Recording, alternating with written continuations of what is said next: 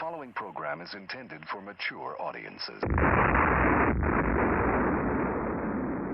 The problem is Spreaker. You suck because you don't protect your host, you don't take care of your product, you don't take care of anything. Thank you.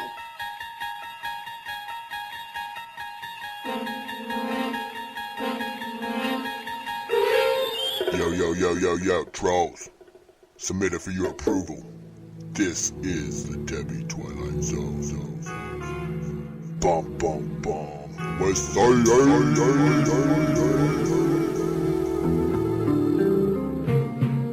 Getting rid of two people off of this platform would help, and that would be Angela Truth and Sick the Tank. First of all, you don't love the trolls. I hate the trolls. I'm sorry, I don't love the trolls. I hate them. I wish there was a secret task force right now. Yes.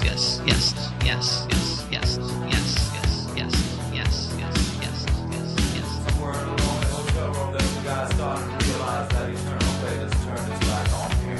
First of all, you don't love the trolls. Yes. It's 2 a.m. The fear is gone. The gun's still warm.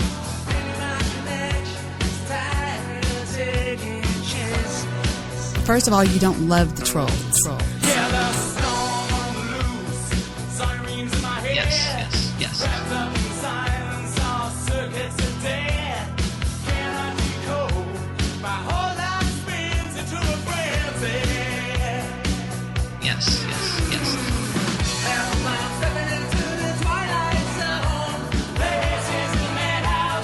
First of all, you don't love the trolls. Yes.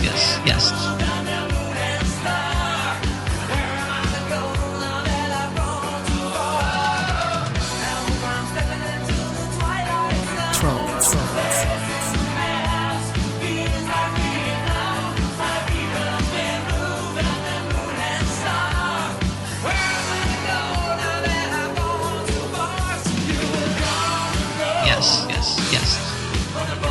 Yes.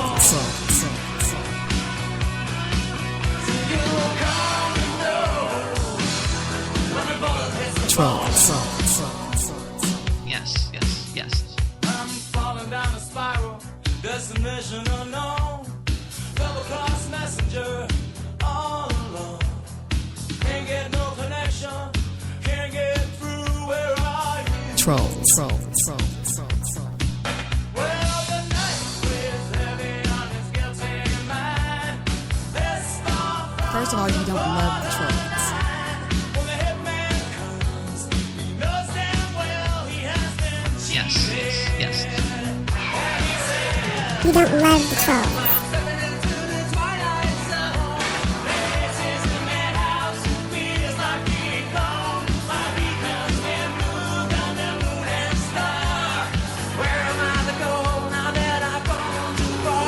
Trolls. Yes.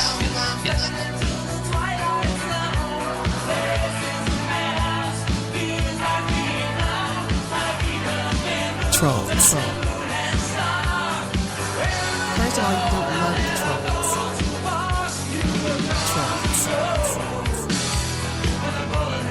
Trolls.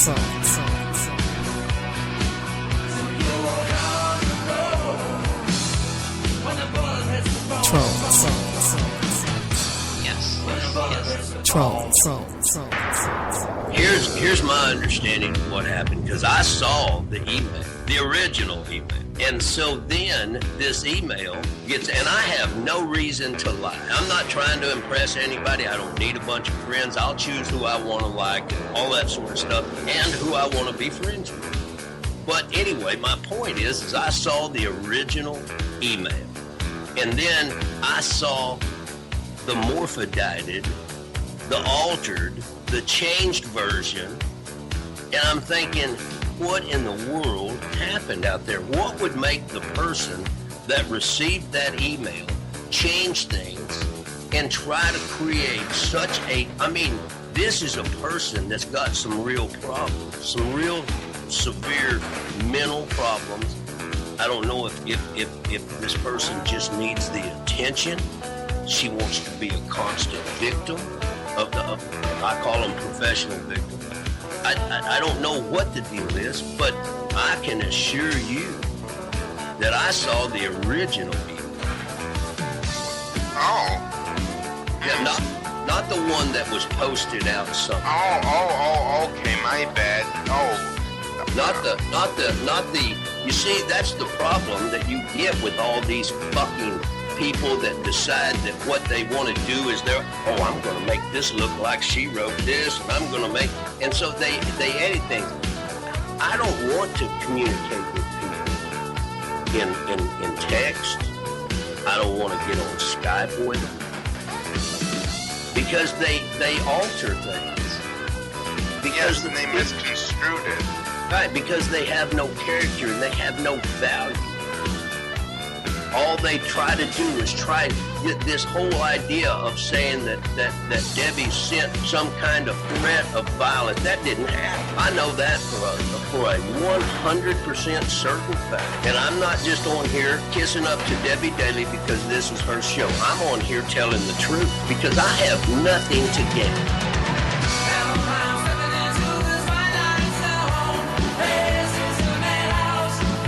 First of all, you don't love the trolls. Yes. Trolls. Yes.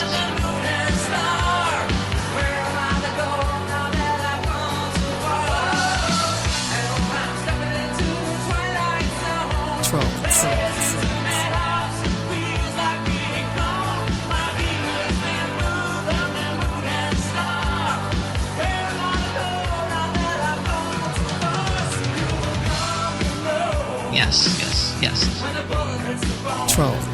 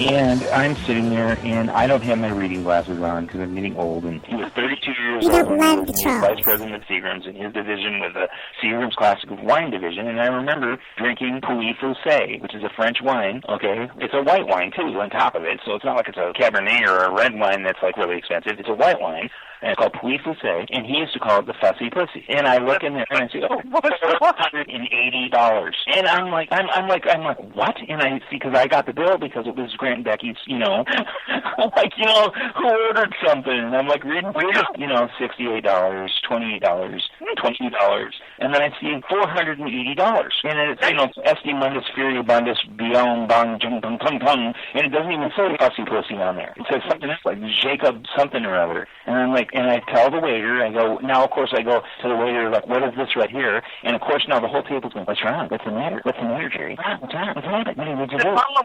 Yeah, no shit, dude. Seriously. I'm not making a response or a statement or nothing, because that's what happens to the Jer. That's what happens to Jerry. Everyone's paying attention to what Jerry's doing. Why don't you talk amongst yourself and let me deal with this? And all I did was ask for, what is this? And I'm going, would you people? And I got so mad at them. I'm a big boy. I've traveled the world. I've met interesting, unusual people. I made a mistake, and all I did, I told you, pay attention to that. I told you how that was, I told you what you were supposed to do.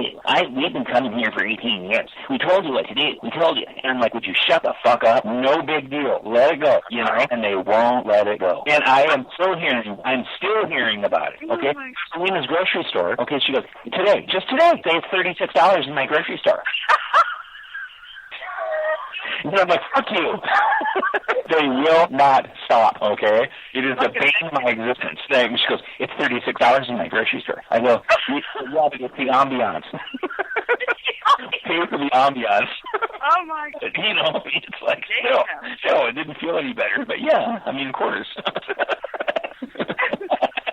Oh, man. Oh, God, it's great. You know, it bothered everyone else a hell of a lot more than it did me, let me tell you. It bothered me because everyone else made a huge, enormous deal out of it and wouldn't let it go. And that's the problem with being a perfect person like myself, because you make one little mistake, you know? I build a bridge. Do they call me Jerry the Bridge Builder? No. I build a highway. Do they call me Jerry the Highway Builder? No. But I screw one sheep.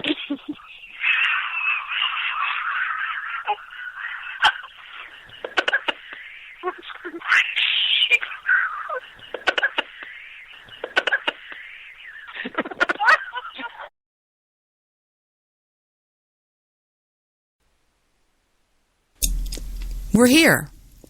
We are. You always sound so relaxed. We are. And I'm over here just going. I'm not doing 700 things at one time, baby. That's you. Well, you are. If I had a board over here, I'd be doing what I could. I can't. My day could not get any busier. I have done more today than I think I have done in a year. I mean, I literally... You want to know what I did? Sure. I got up early. I mowed the backyard. And this is not a riding lawnmower. I mowed the front yard. I trimmed the hedges. I saw an eagle. Did you see that on my Facebook? No, I didn't see that. This eagle lands on our pool house. I hate when I go, poof. This eagle lands on our pool house. And so I show it to one man, and I'm like, is this an eagle? I run in and post it up I took a video of it with my cell phone. Is this an eagle? And he's like, I think so. And this other guy on Skype that I know said that he thinks it's called a tawny eagle. I'm pulling you up right now. I posted it on my Facebook. But this thing was just sitting there staring at me. Oh, my God. Can you see it? No, I'm getting to you. It's just like, you don't know how badly I wait for those moments. And badly what? How badly I wait for those moments to catch a beautiful bird like that. Wait till you see this baby. Okay, I've already tweeted the show. Okay, there you go. Wow, that thing's right on your roof. No, it's the pool house. The pool house. The roof of the pool house. Mm-hmm. Isn't it beautiful? Yeah, it is. I wonder if anybody... I've got chewing gum in my mouth. Yeah. I wonder if anybody can see my Facebook link, if I link the chat room so people over there can see what we're talking about. That's a big bird. When it flew off, it was like... Yeah, that's definitely an eagle, no shit. You could hear it go thump, thump, thump, thump, thump. Does that mean anything? Like, is that like good luck or... I mean, this... It's jealous, that's all I am. It's jealous? I could make posters from that picture. The way it's scanning, it's following you with its eyes, and then it takes off. Well, anyway, it was just sitting there, and I think it wanted to eat Lulu. It might grab a small animal. Sure, why not? The Metroid Junkie, who I've known since the Ghost Pal Talk chat room days, the Metroid Addict, the Metroid Junkie, has always been a friend of mine on Skype. Never once failed to stay my friend. He said it's a predatory bird. And it was watching Lulu. Did I also tell you I cooked a fabulous roast beef today for dinner also? Sounds good. And barbecued. I barbecued, so I'm actually quite busy today too. I cannot get over this bird. That's a cool bird. I mean, it's a really, really beautiful bird too. Can you show me the eagle, guys? No, can you show me the link on Skype so I don't have to go over there and get it, and then I can drop it in, or drop it in our Spreaker. Do you know how to drop a link? Yes, that sounds kind of insulting. Yeah, a little bit. I didn't know. And if you'll drop it, I want everybody to see this. It is amazing. It's a little, like a 10-second video. And, I just closed. Let me reopen it. I'll drop the link in our... You drop the link where? I'll drop it in the... you said in the chat room? Spreaker chat room you want to drop? Yeah, sure. That'd be great. Really, really nice bird. Wow. I want to kiss its face. No, I don't. Well, I have to be honest with you. I shot it with my .22, and that's what I cooked for dinner. How is the bird you had? Is it? No, I cooked a shoulder roast. I put it on at 1, and by 8 o'clock tonight, it was literally just falling apart. And I had potatoes and carrots in there and a couple of onions, and it was just to die for. And I've been buying this new thing. I cook all of my roasts with A1 sauce because A1 sauce has just... I think A1 sauce was just invented for roast. But anyway, they have this new thing I found at the market that is A1 powder. It's called A1. It's called rub. It's for a roast. And it is. It's a little. Heather. I always hit that with my Heather wanting FaceTime. Well, that rang once and hung up. Hold on. Call me back. She's going to show me something probably that the baby's doing. We were putting together a puzzle earlier today, and we didn't get to finish it, he and I. Yeah, so did the link drop in our chat room on Spreaker? Yeah, it's already there. I wonder, can anybody... I mean, because sometimes when you click on a link on Facebook, it works. Sometimes it doesn't. So I'm wondering, is it clickable or whatever? It's certainly that you can't drop a link and it be clickable, playable. You have to copy it and then paste it in the URL bar, and then you'll be fine. It does work. I've already checked. No, that's not what I mean. I mean, sometimes you can't get to a Facebook. It's like private. Oh, I see. That's why I was wondering if everybody could see it or not. And if they couldn't, then whatever. I'm trying to get over there right now to see what's going on. I didn't sign into the private chat room because nobody's been in there lately over the last week or two or whatever. Go in there right now. Ironically, as you said that, I was clicking on it. Oh. It's like you was a mind reader. Somebody said they were going to read my mind today. Who was it? Oh, it was somebody on Skype. Boy, my Skype. Has your Skype... Well, I don't know if yours is or not. My Skype has been blowing up lately. It's... yeah, I don't know. It's blowing up. Mine's been going crazy. Well, of course, I hooked back up with Katie D. Hi, this is Katie from the page. Spreading kindness with Katie D. Yeah, she hit me up today twice. Do what? I talked to her twice today. She's got your Skype now? Uh-huh. Oh, okay. And she asked for her. She seems like a nice kid. So. Mm-hmm. Arm's length, buddy, though. Okay? Oh. Trust me. Oh, yeah. Life's good. Now, what were we going to say? We were going to talk about... Oh, the link. Does it work? 33 messages in my chat room already. Is it trolls? No, I don't think so. So is it linkable? It's saying leave this page. I click this button. Come on. I'm sorry. I can barely hear you, Steve, for some reason. I don't know why. I know. I'm trying not to overmod because I hate when I do that. Well, I'll let you know when you're overmodding, sweetie. All right, how's anybody? That's much. Yeah, I've got to be able to hear you.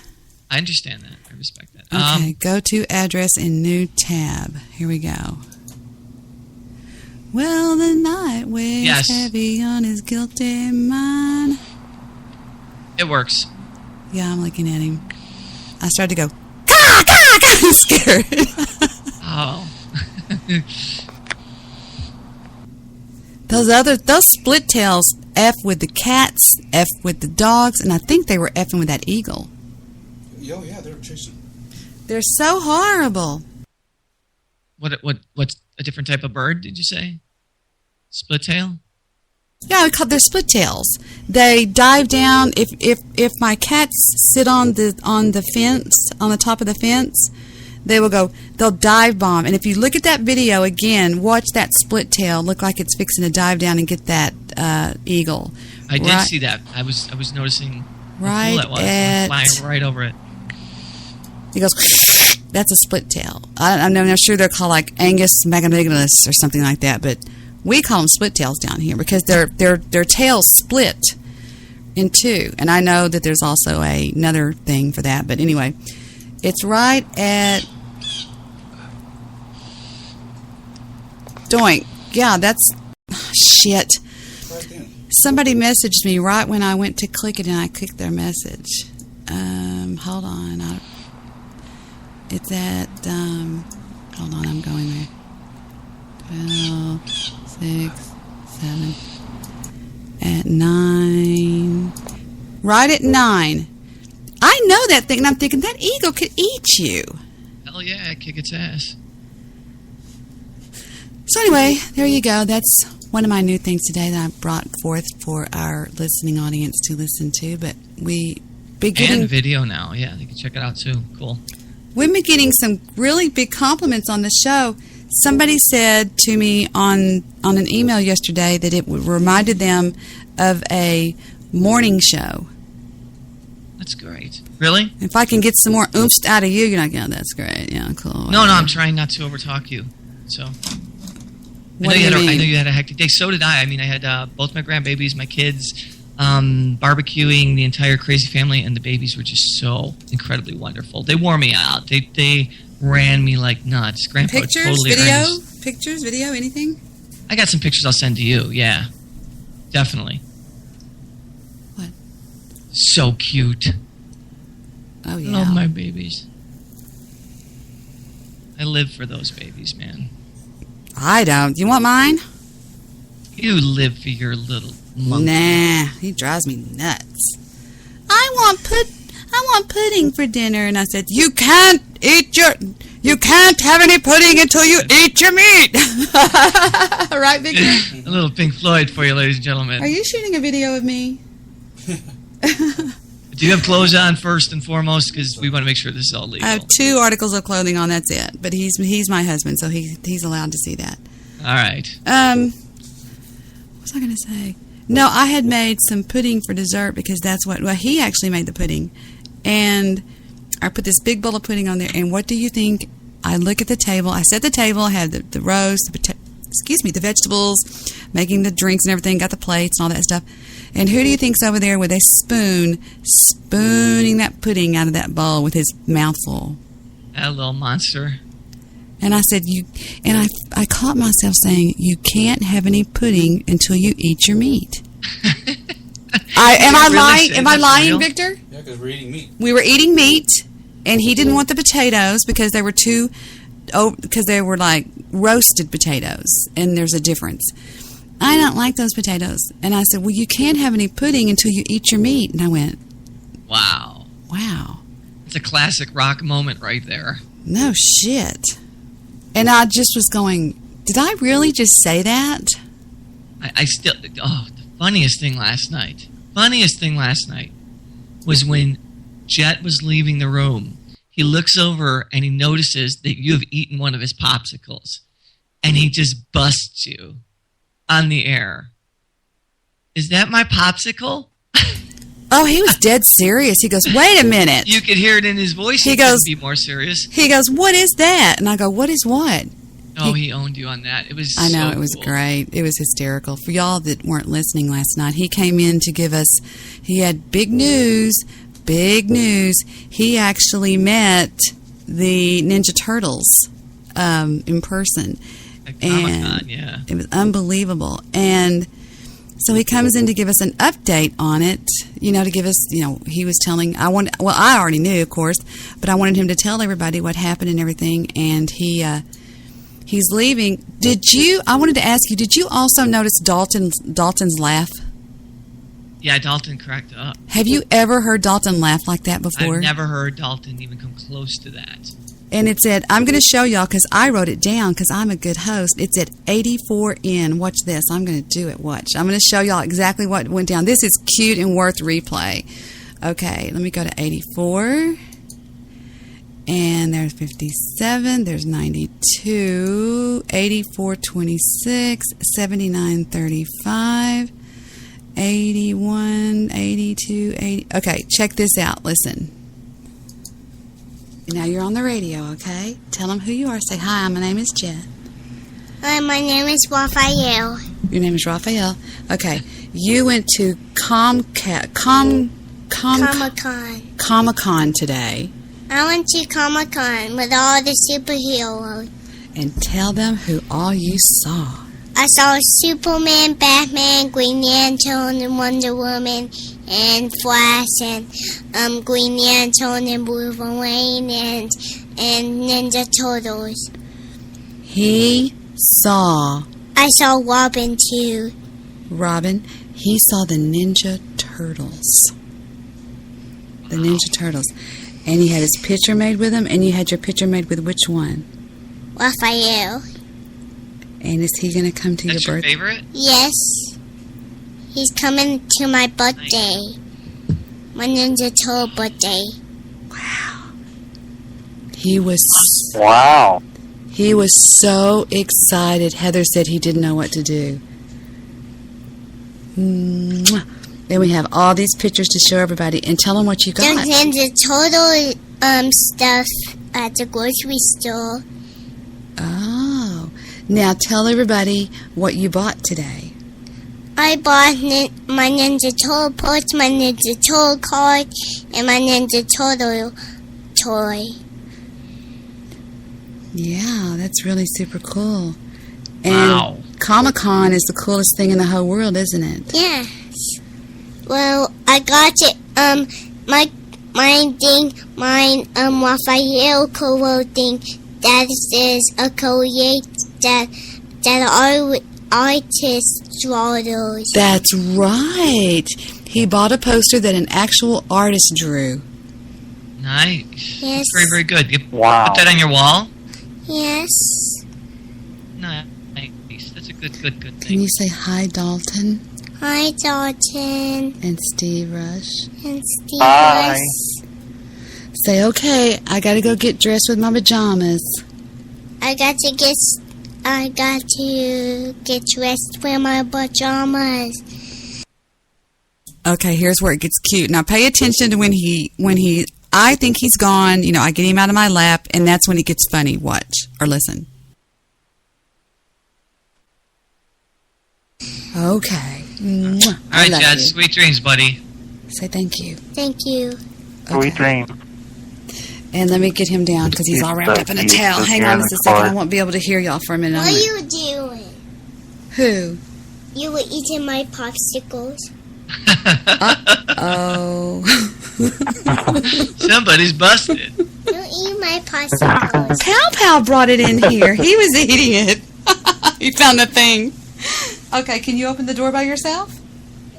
Okay, you're so As soon as warm. you get this popsicle back. My TT's out, he said. My butt is. Watch Dalton. Yeah, and your butt is, he said. Okay, you're all wrapped up. Now go. That was I'm Dalton. laughing so hard over here on the show. I have never heard Dalton laugh like that, and I've known Dalton for 5 years. He says 6 years, and he just he just cracks up. That was good. He had a good time. Well, Dalton awesome. has a little brother, and he knows what he meant when he goes, my TT's out. And then he goes, oh, so is my butt. Anyway, so that was that. It was a good moment. It was a fun moment. I love that you got busted by your grandbaby. Hey, wait a minute. Awesome. Stop. Whose popsicle was that, Victor? I know who finished it. No, I'm holding it up. Whose was this? Group popsicle. Victor. Group popsicle. He had some. You had some. He said no. I ate it. He meaning he did. He Victor bought. Heather bought these. It's you make your own popsicles. Yeah. It's these little plastic kit. Yeah, so these little plastic things that you pour full of Kool-Aid or whatever, and then you stick the thing on there, and he made one blue, one red, and one yellow, and one whatever green. And it's just blatantly laying on my desk. And Victor actually came in with it, but if you remember, I finished it. I was the one that ate the rest of it, so yeah. And I colored my hair today. What color are you now? What do you mean now? I'm just curious. Same color I always am. Was. Blonde. Just the same thing. Okay. Same thing I always do. It's like I've always said, as long as they bottle it, I'll be a blonde. Now, I was born a blonde.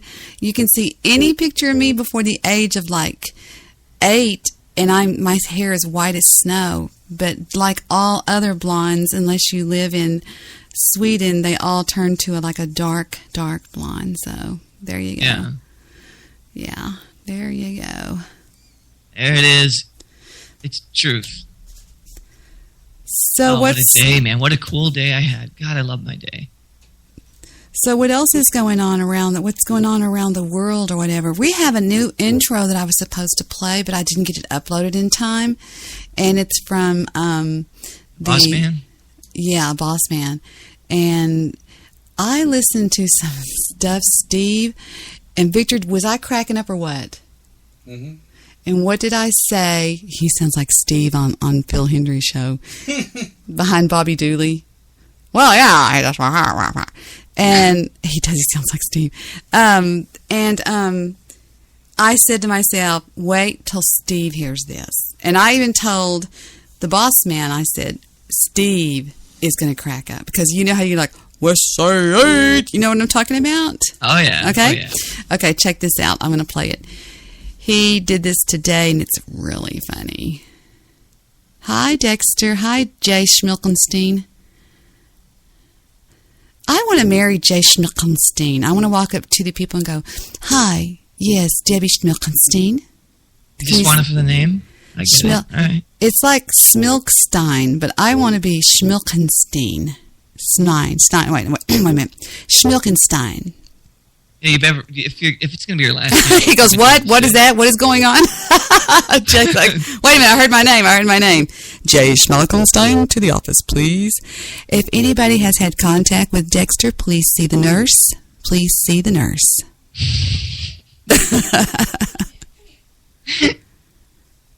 I love when you do that, when you do your Target stores or whatever stores you're doing your little. Dexter wants to marry Jake. Jake, if you're in the area, please call the show, please. Please call the show. Jakeify. I did upload some of Jake. What am I doing? You were going to play some clips from the Boss Man. Okay, good.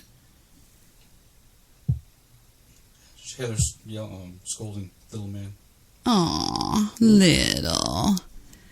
Heather's like, God, Mom, I hate you. And I'm like, why? Because I never will let her get on to anybody. No matter who it is. She'll go, no. I'll go, aw. Who's a bad dog? No, I told you. See, here I go.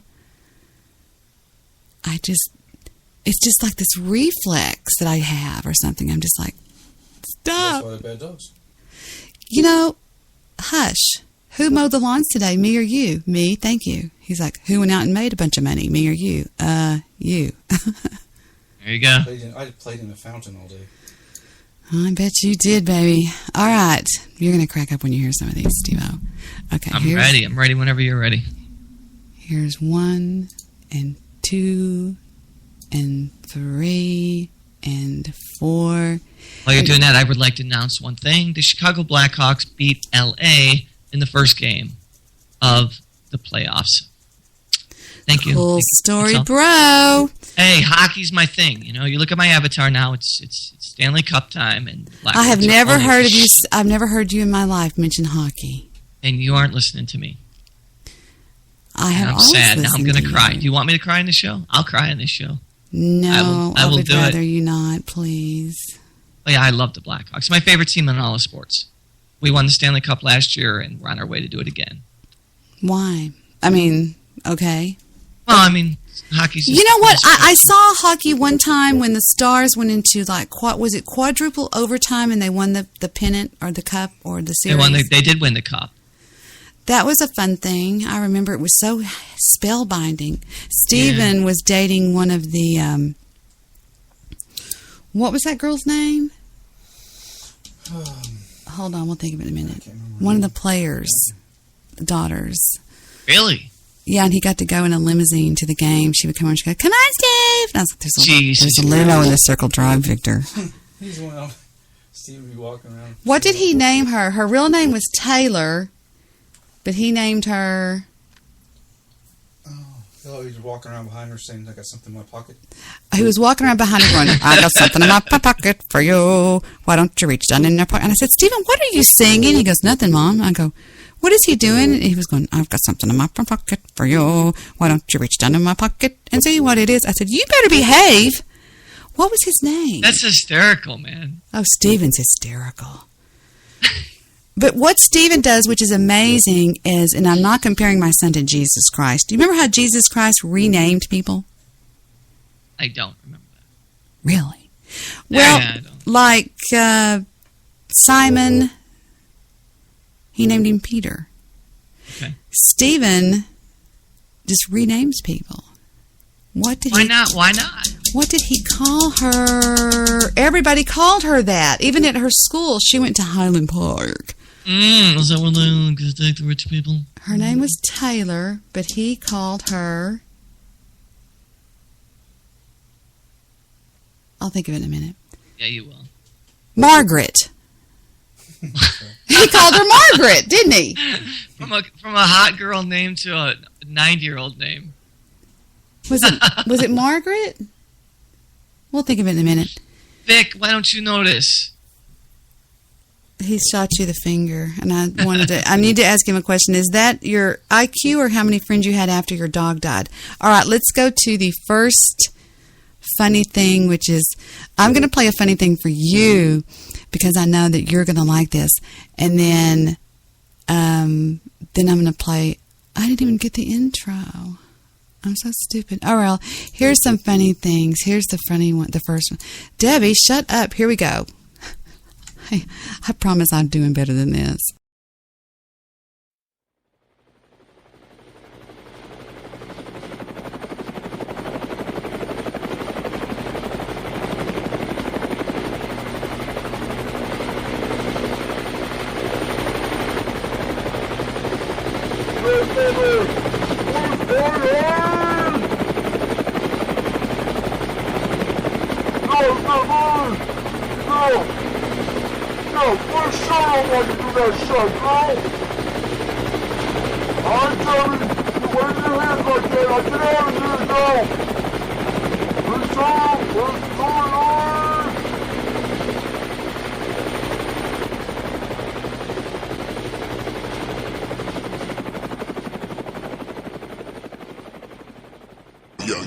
Yo. This is Black Force One on the Daily Chopper, bringing in the news from around the United States, brother. West Side! Back to you, Debbie.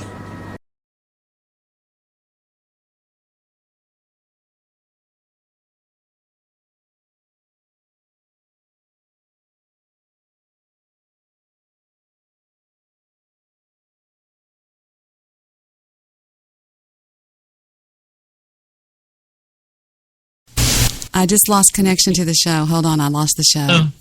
Steve, hold on. I lost the show. Hold on. All right. Shit. No, it's back. We're back. I lost it temporarily. Something dropped. I think my network dropped for a second. Okay, he did another one of those Andy Bong songs where he puts... Yeah, where he puts Andy Bong's words to music. This one's pretty good. I like the beginning and the ending. The middle is okay. It's not my favorite, but pay close attention to how well he blended the beginning and the end. Watch.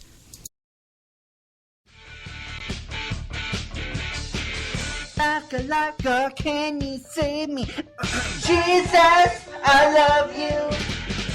No kid's gonna get my fill because Jesus, I love you. Like, can you save me? I'm drowning in the sea of my own sin. Like, can you save me? I'm drowning in the sea of my own sin. Like, can you rescue me? Rescue me from myself. Rescue me from the devil. Rescue me from my own ways. I know I didn't deserve your glory or your praise. So like, can you save me? Like, can you save me? Jesus, I love you. No kid's gonna get my fill because Jesus, I love you. Isn't that great? The way he goes, lifeguard, lifeguard, save me, save me. But he wasn't even trying to. Andy Bong at the time wasn't even aware of doctor, doctor, give me the news. I got a bad case of love. It. Not even aware of it. Okay, right. I mean, I'm sure Andy's maybe heard the song before, maybe not, but he was singing this song that he was going, lifeguard, lifeguard, save me, save me. But I just don't, I cannot for the life of me figure out, and I know audio pretty good, right? Right. Okay. Yeah. I cannot figure out how he blends his words right with the way he does it with the music. Like the way he did the other one was just amazing. He's got a very good sense of timing. Very good sense of timing. But actually, I want to know how he does that. Is there like some sort of a secret to this thing or something? You know what I mean? Yeah, I think it just comes down to this really, really good sense of time structure, and which you do really well. I mean, that's why your songs always work. Really? Yeah, it's about understanding. What songs do I do? I'm sorry? What songs do I do? Whenever you sing, I always notice, when to hit on the 2 or the 4. You never hit on the 1. You never hit on a 3. Whenever you come into a song, even if it's just, playing in the background, to fall on that 2 or that 4. Mm-hmm. Instinctively or being trained that way. And true musicians know when to start singing and when not to. Well, I can promise you I've never been trained. That's for sure. And it's just a natural thing you have. Yeah, I guess. Thank you. You could sing the shit out of a song, man. Honey. You can. I'm not even just saying it. That's freaking straight up. I want to turn that computer on. I'm touching Victor on his thigh. I'm touching on his thigh. It's okay. He's got videos of you in a 2-piece. Oh, he's got videos of me less than that. Oh, that's my new Skype buzz. Isn't that nice and soft? That was a little bit more pleasant, I must say. It goes like that. I figured since it was Sunday, we would have to force ourselves to listen to Rapping for Jesus. It is Sunday. My God, that's right. It's Sunday. Well, I should have known it's Sunday, but yes, I guess we should do Rapping for Jesus. All right, everybody. It's time to take a deep breath and start feeling very spiritual and religious. It's time for Rapping for Jesus. Here we go. All right. Well, I wrote this song for the Christian youth. I want to teach kids the Christian truth. If you want to reach those kids on the street, then you got to do a rap to a hip-hop beat. So I gave my sermon an urban kick. My rhymes are fly, my beats are sick. My crew is big and it keeps getting bigger. That's 'cause Jesus Christ is my nigga. Woo!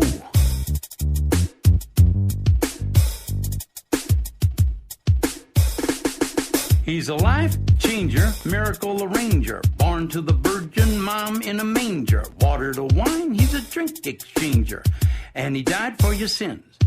I preach the word, that's my gig, and I rhyme better than Notorious Big. All the other MCs, I wish them well, but if you live in sin, you burn in hell.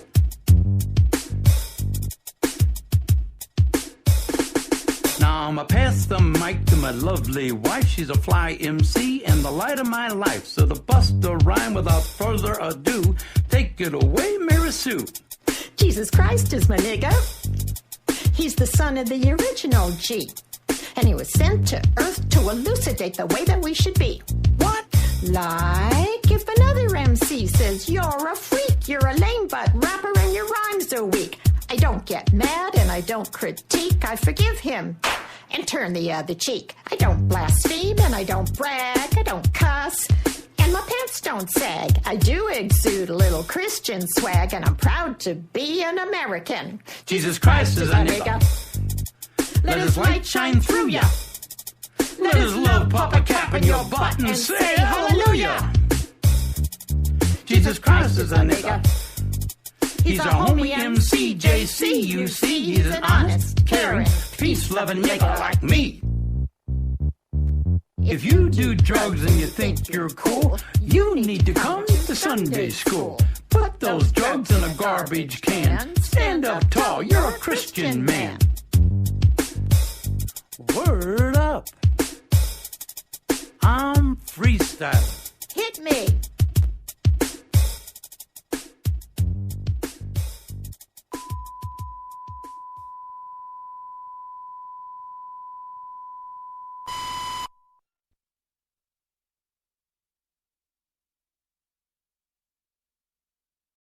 Let us love, pop a cap in your butt, and say, Jesus Christ is my nigga. hallelujah. You know, there's a part of that song that really reminds me of those Christian church ladies and how good they are. She goes, I don't blaspheme, I don't cuss, I don't dead. I'm thinking, you know, that sounds just like those women. My favorite line in that one is he's a drink exchanger. I told Heather that one time. She goes, he's a miracle. No, he's a life changer, a drink exchanger, born to a virgin down in a manger, and he died for our sins. That's so cool. And then he says, I don't think when you're listening to that at all, are you expecting to happen what happens. Like the first time I heard that, I had no clue. I was in about shock. to be hit with. I was in shock. That's what made it so good, though. I was definitely in That's shock. what rocks. We have another thing. He made us a monkey, but... And you tonight. Do what? No. Mm-hmm. You're not exchanging the manic monkey. No, he made us a real manic monkey. All right. Is that heavy? You've always wanted a manic monkey, haven't you? Well, I thought we had a manic monkey. I kind of fell in love with our little manic guy. But this manic monkey is a special manic monkey. This is actually our producer. Okay, let's... when it's queued up, you let me know, because I'm particular about my monkeys. Okay, this is our actual producer. But better than that, I'm fixing to blow your mind. Remember last night when we were playing Rap God? Yeah. Okay, by Eminem. Those of you who aren't familiar with Rap God is one of Eminem's new songs where he just goes, he does how many songs, Steve-O? I think, what was it, 7,066 words in one song. In one song. The average song doesn't even have 1,000. Oh, the average song probably has, I don't know. 200, 300, 200, yeah. 400. And he goes like, da-da-da-da-da-da, and he does real fast. Well, guess what our producer did? He does voices, as you know, and there's one voice that he does, and he's the rap dog. The rap dog. But he nails this bitch. Check it out.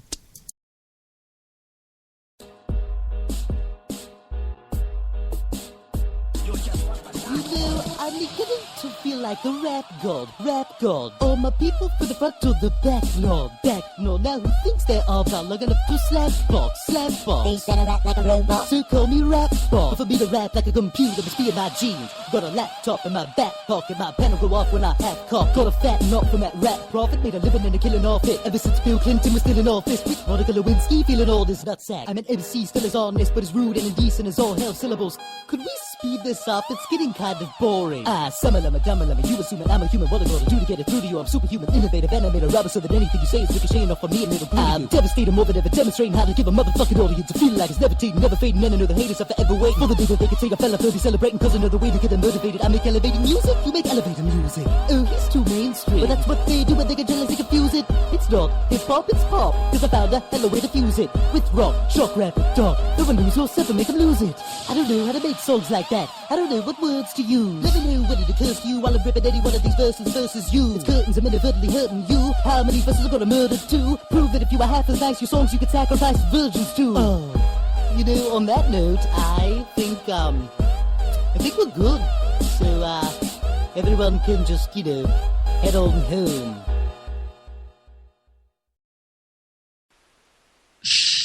Unbelievable, people. It sounds just like that dog. Stewie. It's Stewie from Family Guy. Is that really it's Stewie? The baby. Is it's that the really baby. Right? But is that really Stewie? Yes. So that's not our producer? No way. Well, then I must have been confused because I asked him on Skype. I had downloaded a bunch that he sent me, just like boom, boom, boom, boom, boom, boom, boom. And then I said, is that really you? And he said, yes, it's me. And I must have been... Without all the other files. I must have, because I asked him, I said,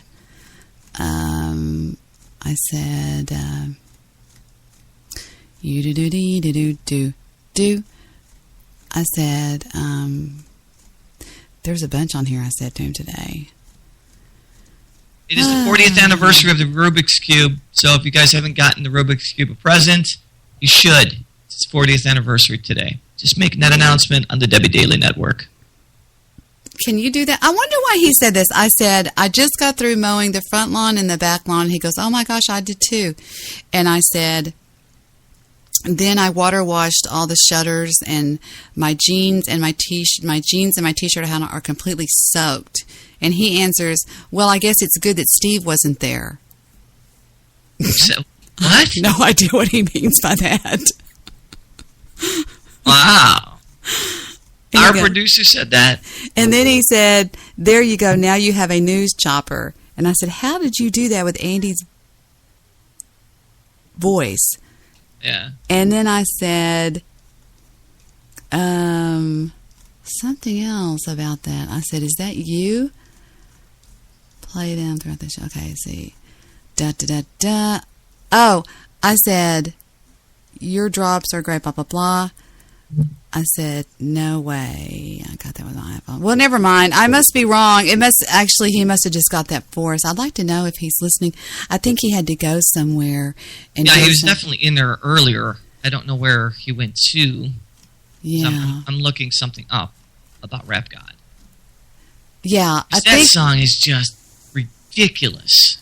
He gets really going on that thing. Oh, wait a minute. I've never heard of a speed like that has such good diction. You understand every word he's saying, even though it's going after past you at 150 miles an hour.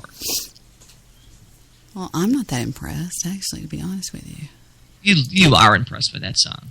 No, I'm not. It's 6,077 words in a single song. Who just got rushed to the ER?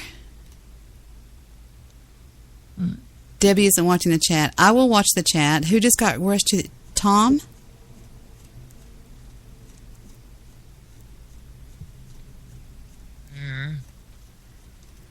That guy's sideshow with Alan Wayne, I think he's mean. He was kind of mean on his show. He said that I was stupid. And he said I was he said I sounded like an old hag or something. I was listening to, I thought I'm going to go over and listen to his shows, you know how I am. I'm the kind of person I want to go over and listen and see what's going on. And right. I listened and I was like, Yeah, I don't know. I haven't listened to it yet. Yeah, I was kind of sad. I was kind of disappointed because I like to love everybody in our chat room that hangs around our show, you know? As a gay man, I refrain from popsicle jokes. Dexter, he's so stupid. We should get that in Skype because it's not on here. No, it's on the chat board on Spreaker. Oh, it's up there. I see. Okay, got you. Jay Schmickelstein. I thought I'd check this show out again. Hey, Jay. Hey, Jay. Hey, Jay. Hey, guys. Thanks for the highs. You're welcome. Jay, did you catch a few shows? You're welcome, Jay. Jay, thanks. Some of the chat rooms and some of these Spreaker shows have been pretty rude. I don't know any more about that. Well, as a gay man, I refrain from popsicle jokes. That's not going to happen tonight. I caught some weird show today. I don't know what was going on in there. Some guy with a king hat. They ran me off because they were idiots. Oh, you think? Give him a cookie. Hello.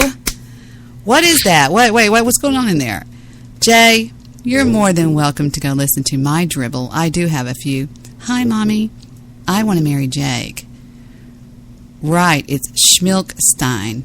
Well, that sounds like a website that I've used before. HPV vaccines for Dexter's friends, laughing out loud. Oh, snap. Nice, Dexter. I can listen to all of those in one sitting. I'm following you now also. Mommy. Oh, fuck. Just a minute or two and then I'm off. Sorry, I got to go to work in the morning. Okay, Jay. Deb, I got to run. I just fit an emergency call from my brother's captain. Bye, Dexter. Mommy, can I call in? Hello, everybody. Hi, JR. I can't call in. Hey, Daily Heads. Hi, JR. Hey, Jay. Hi, Eric. Mommy, I have a song for you. Debbie, prayers for Tom, please. And anyone else for that matters. Okay, off to the hospital. Live it.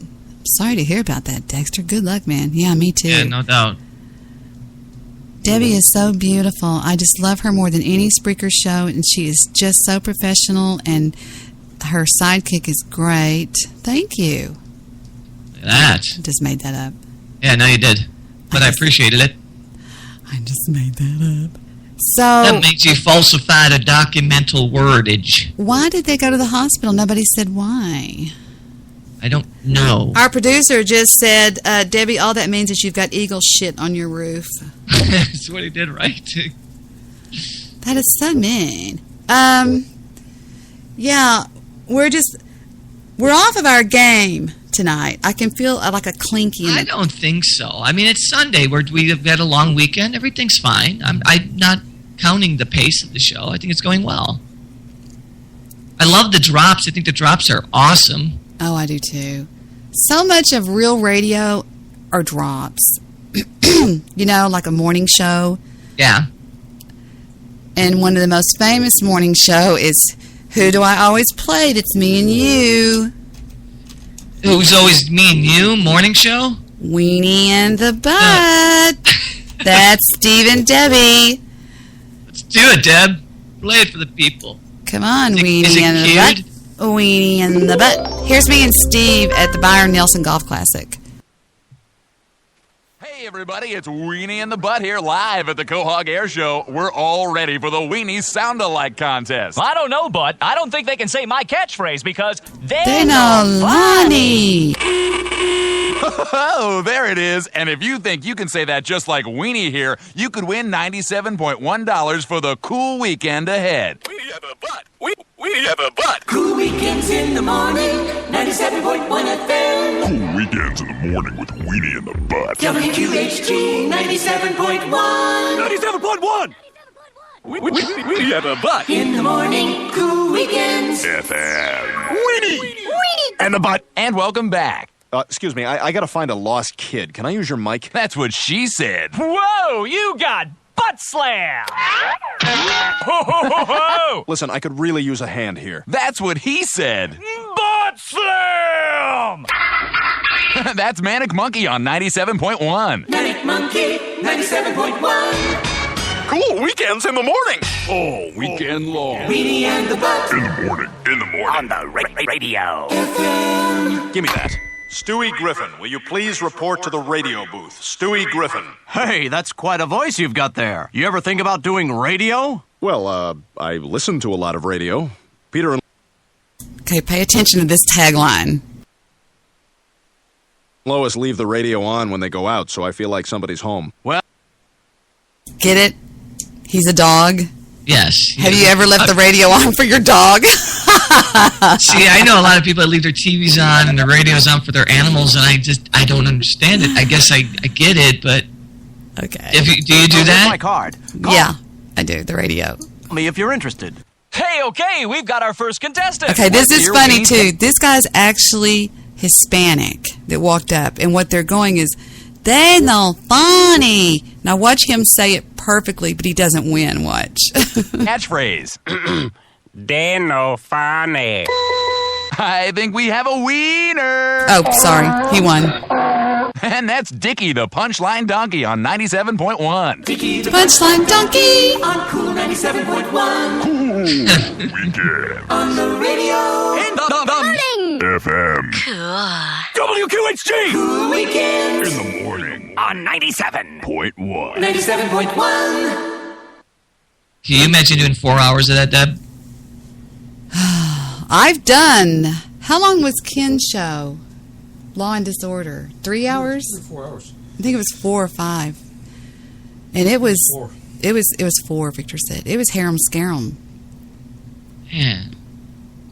I think, well, me and you have done 5-hour shows, 4-hour shows. But no, we've rocked 5-hour shows. Yeah.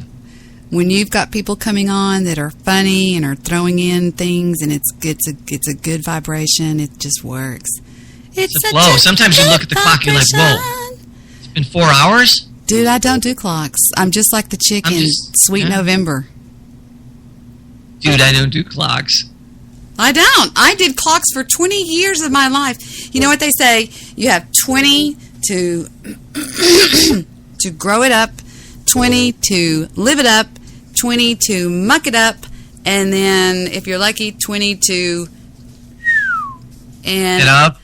There was 20. Peter said, "Suck it up." There was 20 there. I did nothing but watch a damn clock. You know, fuck it. That ain't good. No more. If I go where I want to go, I go where I want to go. I mean, by this time in your life, you should almost own your own business. If you don't own your own business, you should be so well established at your office that you should be able to set your own hours. I mean, come on, people. Come on. Come on. Absolutely. I luckily own my own, and I'm thankful to God I do, because I could not work for anybody else. Dear God, thank you for Steve owning his own company, because he couldn't work for anybody else. I hate people. No, I love people. From a distance. I don't particularly like. I mean, I'm sort of a type of person that. I like. No, I don't. What I'm talking about, I don't really care for people as a whole. You know, people are kind of jerks mostly. Yeah, they can be. Absolutely.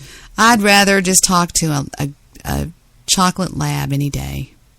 You're an animal person, big time. Absolutely, because they're great.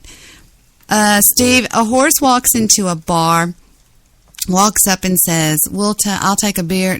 Two horses walk into a bar. Walks up to the bartender, says, we'll take 2 beers. And the bartender says, no problem, but why the long faces, guys? Yeah. Love it. And here is from Family Guy. A horse walks into a bar. I just saw this over on the side, where they make the recommendations. Mm-hmm. It's really funny. And horrible. All right, here's one. So, a horse walks into a bar, and the bartender says, why the long face? That's hilarious. Hey, fuck you. Whoa! What the hell's your problem? You're my problem, dude. That joke is offensive. Oh, yeah? Yeah, I'm sorry that not everyone conforms to your preconceived notions of attractiveness. It's a joke, man. Oh, yeah? Oh, it's a joke? How about this? Why are there so few black baseball players? Why? They keep stealing the bases. But the guy talking is a horse. He's a horse, by the way. I forgot to tell you. Sure, he was insulted. There's 2 guys sitting there, and then but you won't understand the joke until you know that this guy's a horse. Watch. Because they're always stealing bases. Whoa! Hey, now that is offensive. Yeah, what the hell, man? Hey, it's a joke, man. Yeah, but it's racist. Oh, the horse with the long face just told a racist joke, huh? Yeah, that's different. Oh, yeah? How's it different? Hey, why do you have so many drinks and you haven't touched any of them? Hello, Einstein. Hooves. No fucking thumbs. Can't pick up a glass. Why are you in a bar? Eat shit, that's why, dickhead. Look, I think we all got off on the wrong foot here. Yeah, well, you got that right. We're sorry, okay? All right, me too. Look, I'm Mike, and this is Harry. Sarah Jessica Parker. Oh, ooh, that's bad. She always gets that, man. I know. Well, what are you going to do? I find her kind of attractive, don't you? No, not in the least. Not in the least. I try to find things about her. She's a nice body. Victor goes, who? Are you acting like an owl? Sarah Jessica Parker. Sarah Jessica Parker. Nice body, right? Great rack. Carrie. She's pretty homely looking, though. Whoa. She is and she, in the second Sex and the City movie, I think she tried to make herself ugly. Yeah, she did. Yeah, I didn't see either movie, but I saw clips of it, and I was like, wow, it's getting worse, man. She's just a homely looking girl, man. Yeah, she's pretty homely looking, but her body. And you got to figure they're doing like 5 hours of makeup before she even goes on. So what does that tell you? Yeah, that's why when I see people's pictures on their avatars on shows, I'm thinking that's the best they look. Yeah. Whoa. That's your best shot, and you just put it forward. Some people just Photoshop theirs to death till they look like a Picasso. Till they look like something completely different. Well, look, a Picasso, he's got a fucking dick on his nose or something. What? Well, he's grouchy. You're grouchy. No, Picasso does all those abstract paintings. Oh, Victor knows all about noses. He knows all about art. Yeah, Rembrandt is the one who does, fine paintings. Well, yeah, Rembrandt does beautiful work. Victor knows these guys personally. Rembrandt's dead. Rockwell actually did more realistic photography. You know, if you look at He's got a showing this week in New York. Really? Rembrandt's got a showing in New York. He said, did you know that, he was joking, did you know that like Picasso and Van Gogh, I could do those. Jet could do those. They're stupid looking. I'm serious. Have you? Not Van Gogh. I don't know. I don't get it. I don't get it either. Or like art, they'll take, you know, a pipe and they'll weld a couple of things on it and go, oh my God, it's stunning. You know? Absolutely. And I don't get it. I mean, I get a lot of art. I think if I'm going to like art, I think that Michelangelo's work was untouchable. You've said that before. Yeah. You can't touch it. I mean, It's on the ceiling. It's too high. no, it's not just the Sistine Chapel I'm talking about. I'm talking about just his work in general. All the biblical paintings that he did were unbelievable. Mm-hmm. I mean, and that wasn't paint by numbers. No. That was serious work right there. That's freehand. But They had to make their own fucking paint. They had to make their own. That's a good point. Well, That's they right. couldn't You couldn't just go to. Victor said they had to make their own paint. Yeah, you couldn't go to True Value and say, "Yeah, I'm going to need 15 gallons of that in pastel white." Hobby Lobby, actually. But no, you're right. And they had to go to the horses and snip pieces of their tail off to make horsetail brushes. So you got to give a lot more credit to that. But I don't get it. I don't get modern art. I don't get in modern photography where the photographer just takes his camera and throws it completely out of focus. And it's overexposed and the composition's horrible. And people will look at it and say, oh my God, I see what you're going for. No, he wasn't going for anything. He's just clusterfuck and he's just playing some goofy stuff on you. And you're buying it. Mm-hmm. Same thing with photographers. There's a whole group of what they call artistic photography, which meaning that there are no rules, and every rule's bent a certain way because they can't conform to uniform. You know what I mean? It can't be structurally sound, and it can't be real photography. It has to be something that's out of the box crazy. And like, really, whatever. Heather went to a bachelorette party of one of her very best friends, and as you know, she doesn't drink or do drugs of any sort. And so the bachelorette party, they were going to go to it's called Paint and Party, and they were served mimosas. Ooh, big deal for them to have that. But what they did is you painted a Van Gogh of Starry, Starry Night, but you actually put your home in it. You drew and painted your house. All right, how'd that go? That's great. Heather's is framed. We have Heather's framed here at the house. But, you know, in Starry, Starry Night, as you know, there's a picture of some sort of, there's a little village, right? Do you know what I'm talking about? Right, yeah, I do. I'm following you. Uh-huh. And they were, one of the girls said... What was that? That wasn't you, right? No, it was one. Okay, cool. Somebody's trying to send me something. Let me go take a lookie and see. You-da-dee-do-da-dee-dee. Boink. I have to ask a question about Heather. Okay. Is Heather an artistic person? Extremely. She seems to me, like, just in her voice, this girl just seems like she's extremely, like, she gets color, and I bet you if she painted or drew, it would be really good. Am I right or wrong? No, but her taste... I guess I'm wrong. No, you're not listening. Her taste is exquisite. In her private boudoir, in her private bedroom, she has... on all four walls, enormous black and white photography of Marilyn Monroe and who did Breakfast at Tiffany's? Well, hell, you won't know. Catherine Hepburn. And I'm talking, Steve, this photography is like 3 foot by 4 foot, these pictures. Mm-hmm. She's got Marilyn Monroe in several poses, and then she's got, she loves Johnny Depp. She has these huge, and these are just photography of Johnny Depp, and she's very artistic in that way. It's eclectic, her style, and in her kitchen at her house, it's all done in a French restaurant. It's all like, it's like these chefs. She's got these big fat chefs everywhere that are tossing pizzas up, like little pictures and statuettes and towels and, bowls. Italian theme. Exactly. And then in her den, she's got, that's where you can really see somebody's style is the way they do their home. In her den, she has like a brown sectional that, makes a big whoosh, like a big circle, like a semicircle, you know what I mean? Right. Mm-hmm. And this gigantic clock. And then she bought a rug that she put up on one of the walls, and just really cool. Yeah, see, there's something like okay, yeah, see, that the gigantic clock is actually a sign. When I talk to a lot of photographers, I talk to a lot of artists, every house I've ever been to, they do not have normal size clocks. All the artistic people that I know, the people who are really advanced in art, always have oversized clocks. And I don't know why that is. Mm-hmm. I never understood why, but there's something that goes along that line. There's something that feeds on that line. Debi, this is Rembrandt. Tell Vic I'll be over next week to, as you say, paint him in a nude. Thank you. Salutations. Did you hear that? Oh, hell. Let me hand the headphones over to Vic. I'll mute it. Put the headphones on, Vic. You got to hear this. It's a message for you. It came on the studio. Okay, quiet on the set.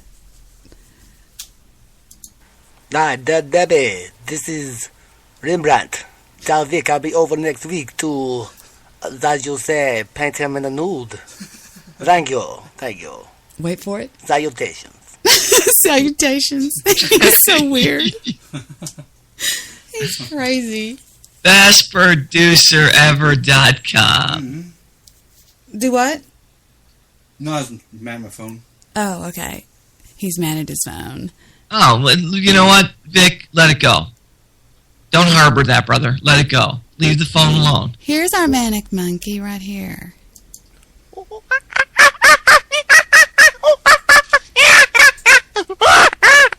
That's our producer, ladies and gentlemen. I'm scared. That's our producer. And this is great. Listen to this. You're gonna love this one. Take a listen, Steve. Yo. This is Black Force One on the Daily Chopper, bringing in the news from around the United States, brother. West Side. Back to you, Debi. Thank you. Here we go. We have our own chopper, baby. Oh, he's crazy. Well, you have your own chopper. This says nothing about me, but you have your own chopper. It's just making sure things are right. I would love to have our own chopper. I really do. I think there should be a Daly Rush chopper. I just think there should be. What a kick-ass name. That's a little self-promoting. Hey, you know what? This is actually that guy that calls himself Son of Man. Listen. I'm just a black man in a white suit. Was that really him, though? That's really him. Listen. Okay, I'm just a black man in a white suit. You can tell that's him. That's his voice.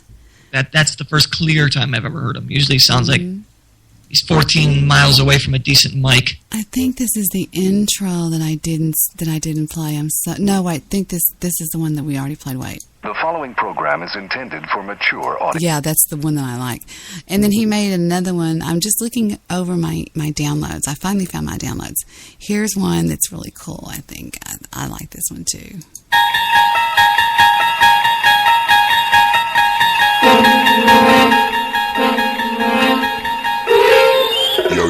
Yo, trolls. Submit it for your approval.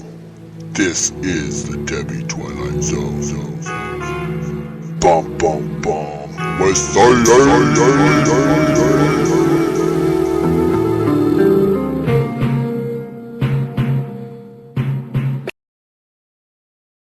Have I ever played Debbie's Troll Song? I don't think so. Debbie's Troll Song? I don't remember. Let me see what this is. I don't know what it is. Let me take a listen. First of all, you don't love the trolls. I hate the trolls. I'm sorry. I don't love the trolls. I hate them. I wish there was a secret task force right right now. Yes. Okay. Yeah. Yes. What is voicemail? Oh, maybe I better not play that one. Kid drops the truth. Let's see what this one is. Oh, this is another. Oh, I found all the good ones. I don't know what this is. 30 more years, I'll be signed up for Obamacare. Oh, boy. Yay. That's awesome. And we have this one. Alpha Dog. You see what I'm saying? I love Alpha Dog. Now, let me explain for you people that have never heard some of these. Alpha Dog is friends with our producer. And they talk a lot on a Skype chat, just a conversation, okay? Well, it's so funny because the producer will record him sometimes. Alpha Dog is this huge guy. He's served in the military. He's amazing. He's 6'6", 330 pounds with 12% body fat. You do the math. And he's one of my dear friends here on Spreaker. And this is what he caught him saying one time. He gets really crazy when he's drinking, but here it is. Why won't it play? It says MP3. Where are you? Oh, Steve hung up, I guess. I had lost Steve, I think. I'll get him back in just a second. Hang on. Where is it? Oh, okay. Hold on. Thank you. Oh, Steve, hold on. Steve, hold on. I got 10 things going. Hey, Steve, did you hang up on me? Steve? You droped? He droped again. Where did he go? I'm just over here doing this and well, Steve can call back. He said he droped with 1 P. Come on, Debi. Enter your password. Okay, hold on. All right. Everybody stand by. Something happened with Steve. In the interim, we're going to listen to this while I go find out what happened to Steve. Let me go find him. Oh, here he is again. Steve. Yes. What happened? I don't know. I don't know what the hell's going on. You droped? I dropped again. I droped. It says you droped. He droped. You did what? Oh, you left out a P. Okay. Yes. Sorry. Oh, this is from Eric to me. Here we go. Waiting for it. Now, it came on Firefox, which means there'll probably be an ad. No, there's not. Okay, here we go.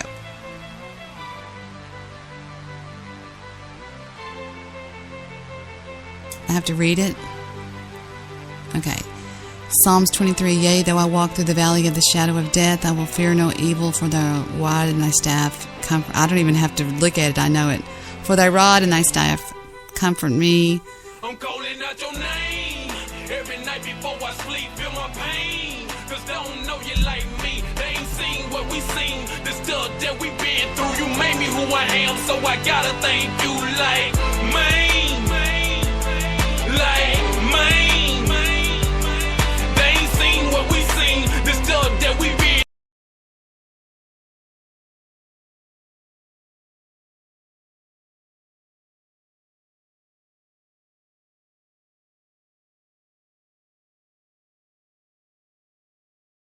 Myself on the daily, friends acting shady. Never in my life have I felt like this. When you took my best friend, I admit I was pissed. And I cried every night cause it didn't make sense. Betrayed him with a kiss, right on the cheek. For some silver and some gold cause his flesh got weak. Lead me to the light, show me to the truth. When they talk about me, then they talk about you. What I'm supposed to do when I see him coming? Got a chop in my lap and I don't feel like running. Save me from the streets and you I would trust. Put my soul in your hand and turn my body back to dust. I'm calling out your name every night before I sleep. Feel my pain, cause they don't know you like me. They ain't seen what we seen, the stuff that we been through. You made me who I am, so I gotta thank you like man. Like man. They ain't seen what we seen, the stuff that we been through. You made me who I am, so I gotta thank you. Dear God, will you forgive me? I know I shouldn't did it, but you know they try to kill me. And all the stuff that I hid and you did see. And all the places I was at where I shouldn't be. Eternal life in the sky where I wanna be. Almost died and went to hell back in 03. And the rounds don't stop, so they scared to sleep. Gotta sleep on the floor where the roaches be. And you never said once, why me? When you died on the cross for me. When you take your last breath, where it's gon' be? And everybody that you know, you don't see. Who, me? I thought I knew it all. Had my mama all in tears. The night she got the call, your son about to die. Better come see him. And the ones I call my friends, I didn't even see. I'm calling out your name every night before I sleep. Feel my pain, cause don't know you like me. They ain't seen what we seen, the stuff that we been through. You made me who I am, so I gotta thank you. Like man, like man. They ain't seen what we seen, the stuff that we been through. You made me who I am, so I gotta thank you. Dear God, can I please have another chance? I'm focused now and I really do understand. If I live by the sword, then I'ma die. And if my soul ain't right, then I'm gon' fry. To everybody that I know living in the sky, save a place for your dog, cause I'm gon' die. When that time comes, don't shed tears. Reminiscing, just smile like the wonder years. But I ain't going nowhere, not right now. Gotta fight for my life like Eli. If you say I ain't real, then you's a lie. And I'm doing something way bigger than my life. And this can't be wrong, cause it feel right. Set my name in the book of eternal life. Everything that I got, I owe it all. And I'ma give my best to the day I'm calling out your name every night before I sleep. Feel my pain, cause don't know you like me. They ain't seen what we seen, the stuff that we been through. You made me who I am, so I gotta thank you. Like man, like man. They ain't seen what we seen, the stuff that we been through. You made me who I am, so I gotta thank you. I'm calling out your name every night before I sleep. Feel my pain, cause don't know you like me. They ain't seen what we seen, the stuff that we been through. You made me who I am, so I gotta thank you. Like man, like man. They ain't seen what we seen, the stuff that we been through. You made me who I am, so I gotta thank you. I like the shit out of that. I like it.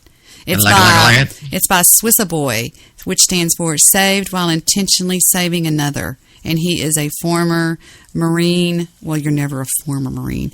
He served our country in Iraq, and that's why he said, I've seen, you've made me what I am. So, there you go. That's right. Always remember that when you're dealing with God, and you should know Him on a personal basis. It should be nothing that you flaunt out in public, and you need to tell Him, hey, look, you've made me what I am. I haven't done this, and I can't change me. Only you can change me. I can't change me. I need you to change me. I need you to help me to stop being so smart-aleck to my wife, or so disrespectful to whatever. I need you to change me. You can't change yourself. I mean, you can change yourself, but you really need the help of Him. And that's one thing I believe that. I preach that to my kids all the time. And I never say you're going to, if you don't go to Sunday school, you're going to burn in hell. I think that's horrible that those people say that. Yeah. Well, that song is epic too. Jesus. I was going to show y'all. That reminded me of something. There's another song that everybody knows, that everybody loves, which is, okay, I know what it's called. I was looking it up. This is actually a religious song, and you won't believe this, but it is. It's by a group called, hold on, Full Shot.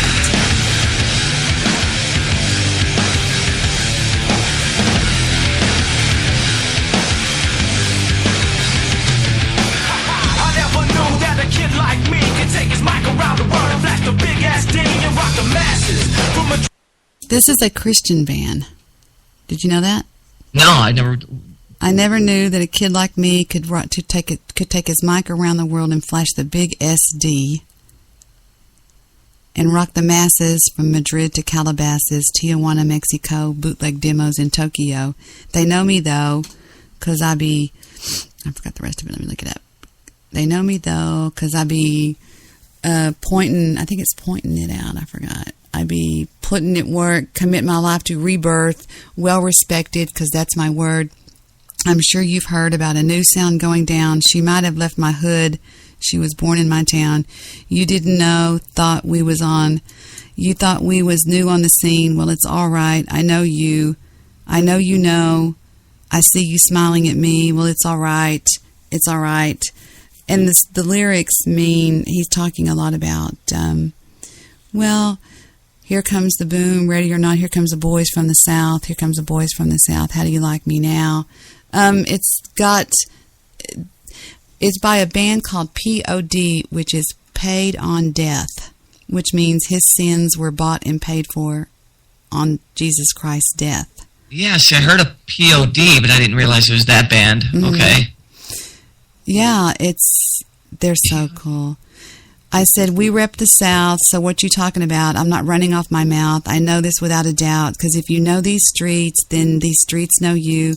When it's time to handle business, I'm waiting for it to go to the next page, then you know what to do.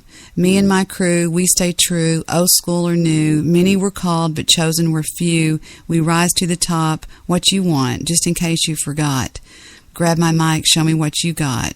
You didn't know, thought we was new on the scene. And then he starts going, is that all you got?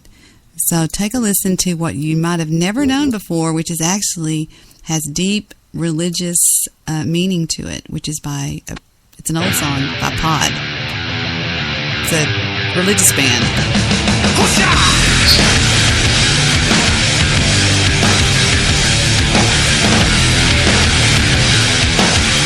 They're Mexican too. Yeah, I'm looking at that picture. I never knew that a kid like me could take his mic around the world and flash the big ass D and rock the masses.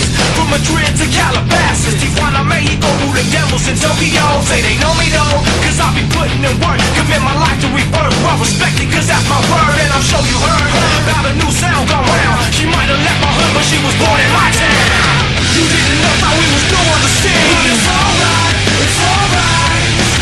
I know you know I see you smiling at me. But it's alright, it's alright. Here comes the ready or not. Here comes the boys for the sound. Here comes the ready or not.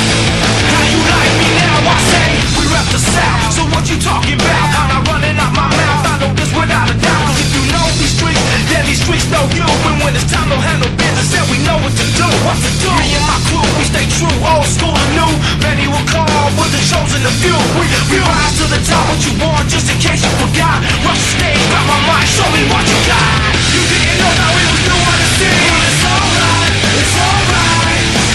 I know you know I see you smiling at me. But it's alright, it's alright. Here comes the ready or not. Here comes the boys from the South. Here comes the ready or not. How you like me now? I say. Here comes the ready or not. Here comes the boys from the South. Here comes the ready or not. How you like me now?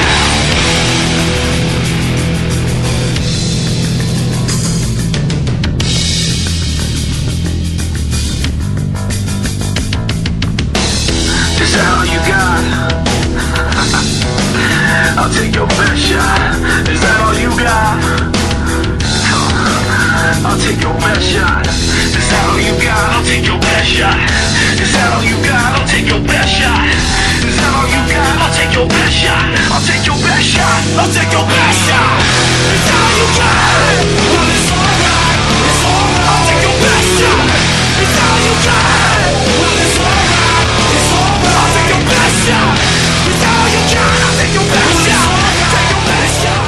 Take your best shot. They are actually also, they are competitive. You know, like when Forrest Gump played ping pong? Yeah. They're very competitive. They're a ping pong band ping pong. Hold on just 1 second. I'll get there in 1 second. I'm doing something right now. Hold on. They do ping pong, and they did the video, the actual video. You know how they have the authentic video? It goes to the world finals that they went to. But I was going to show you something else. How many times have you heard me talk about Aaron Harris? Oh yeah, the player. Okay. Yeah. Aaron Harris went to, full ride scholarship, blah, blah, blah, blah, right? Right. And he was just like majorly badass. They actually did, I think this is it. Let me take a look and see. Let me see if this is it first before I show you this.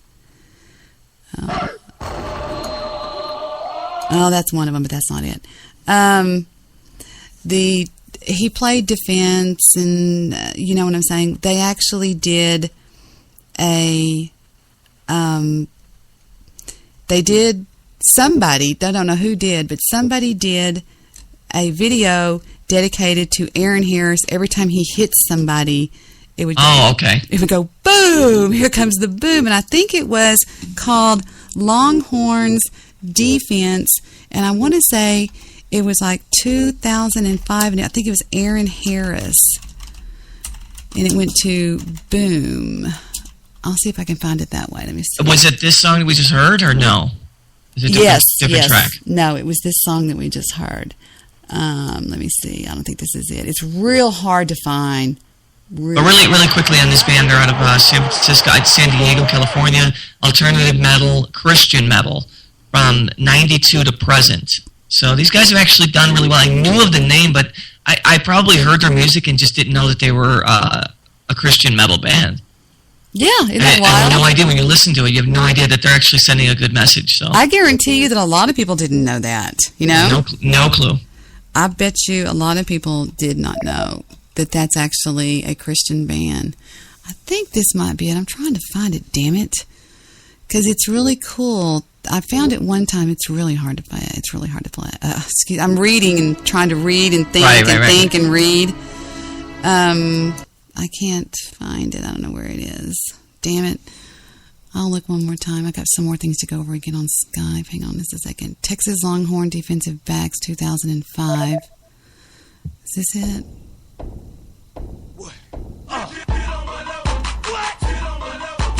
No, that's pictures. Yes. Is this it? I'll look a couple more places and see if this is it. No, it goes to boom. I know that. Damn it.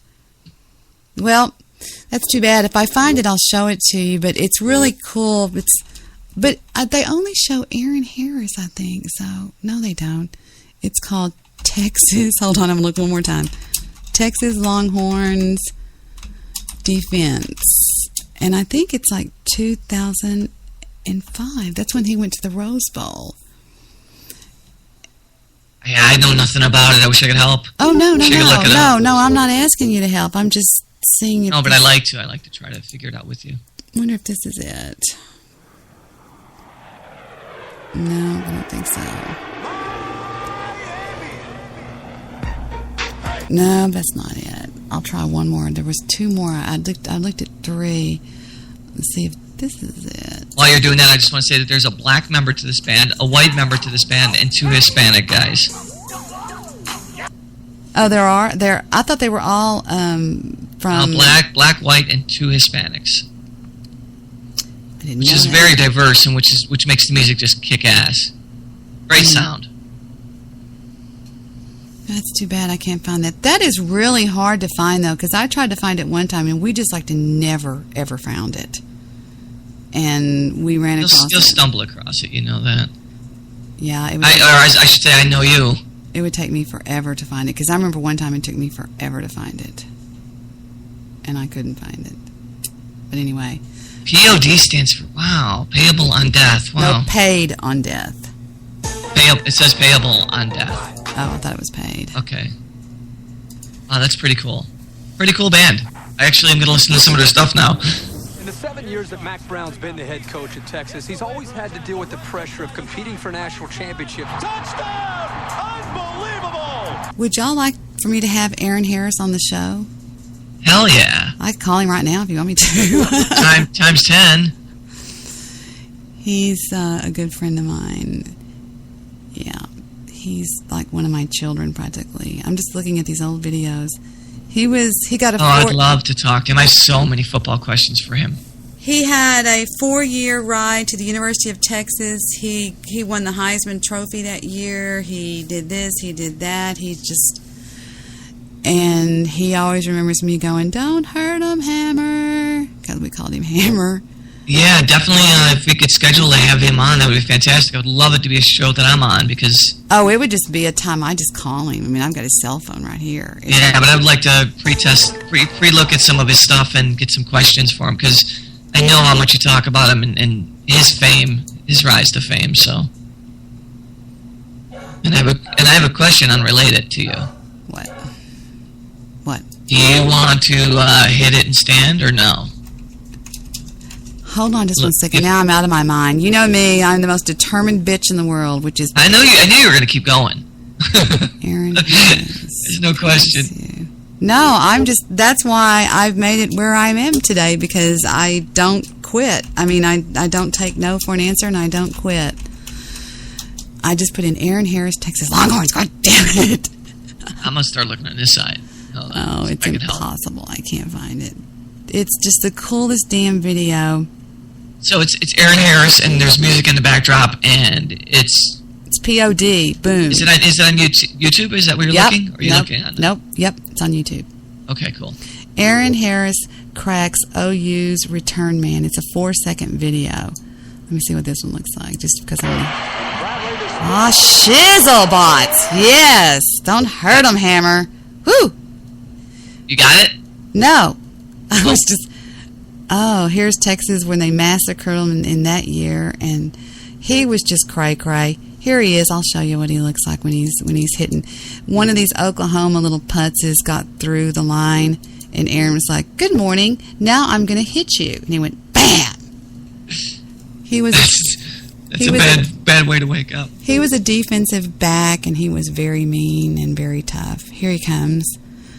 Here is who I'm talking about. Guess what? I have a big announcement.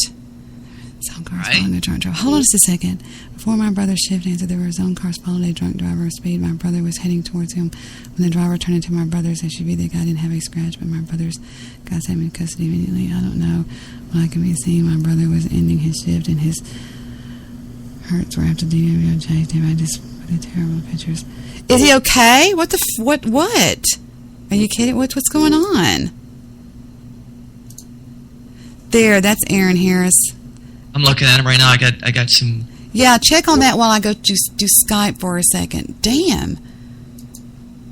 Don't make me have to get on a plane and go up to Cleveland. Hold on, it says they got one man. What you got? Oh, good.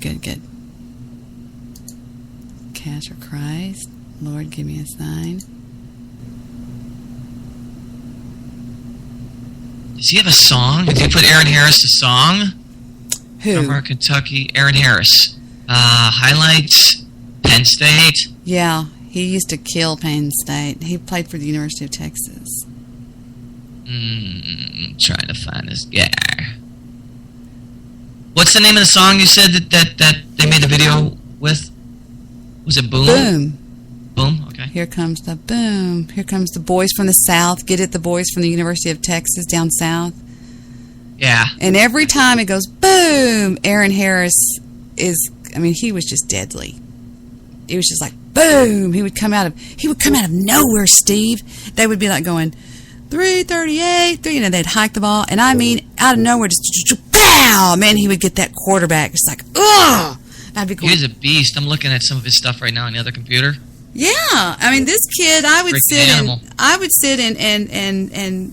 brush his hair. I mean, this kid was like my baby. He was literally like, you know how I adopted Josh? I mean, Aaron was Chris's bestie, and Chris lived with me all through high school. He actually had a room, and I bought him a car and everything.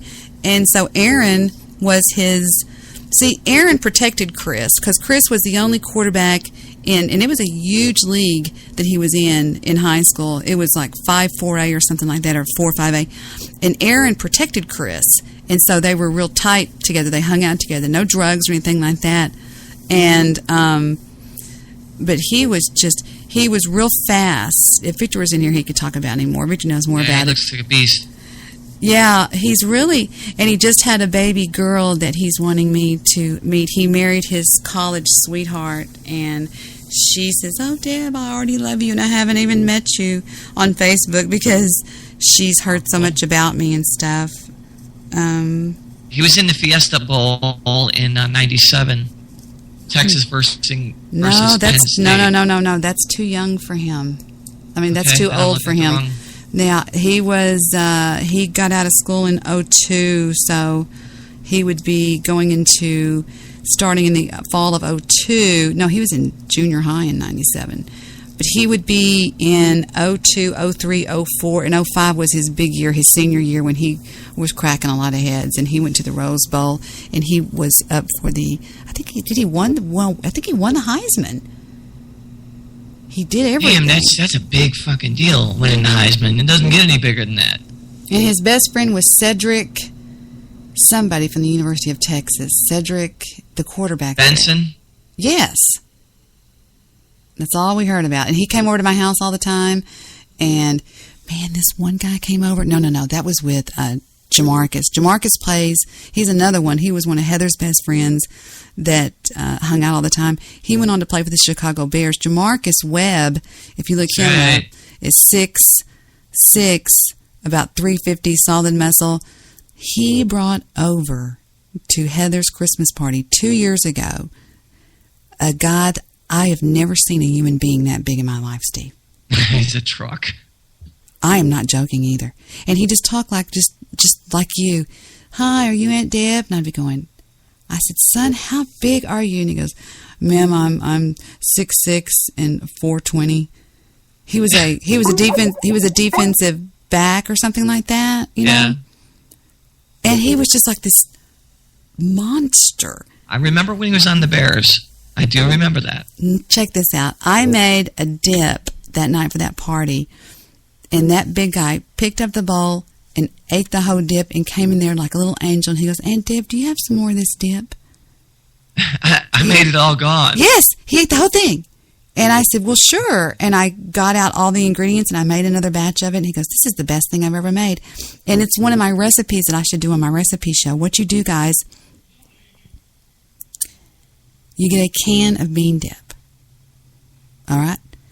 You get some mayonnaise and some hot sauce. And you stir those three ingredients up together and then call me. I mean, it is just the most fabulous thing. And one of my little friends on Skype gave me an unbelievable recipe using cream cheese.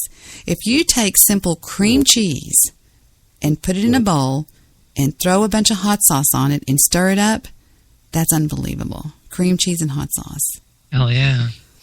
And just chips. Just get those great big Frito-Lays, the Fritos, you know. Mm-hmm. We made the chili cheese dip today. It's so good. Mm-hmm. That's Victor's favorite. What do we got here? Let's see what we got here. We got something new. Are those new items from our producer? New items from the producer. And now. This is by the Fanatics. It's called Cash or Christ. Keeping with the theme of our Sunday night show.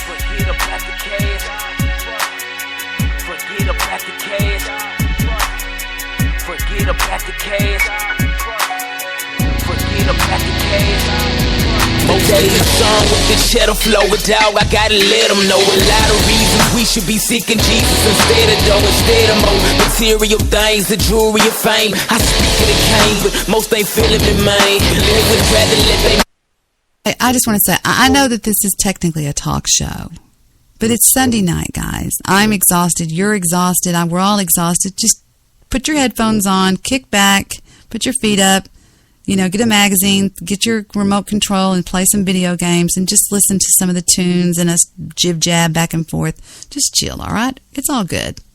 Exactly. Money stag, trying to get on money stag. They pockets fat, but they not ready when Christ is coming back. They only knew the real truth about the coming wrath. They would probably race to them faster than a running back. I know the things that shed up eyes when the track can catch the eyes instead of ice. It'd be nice if we would invest in life instead of all the flash and stuff.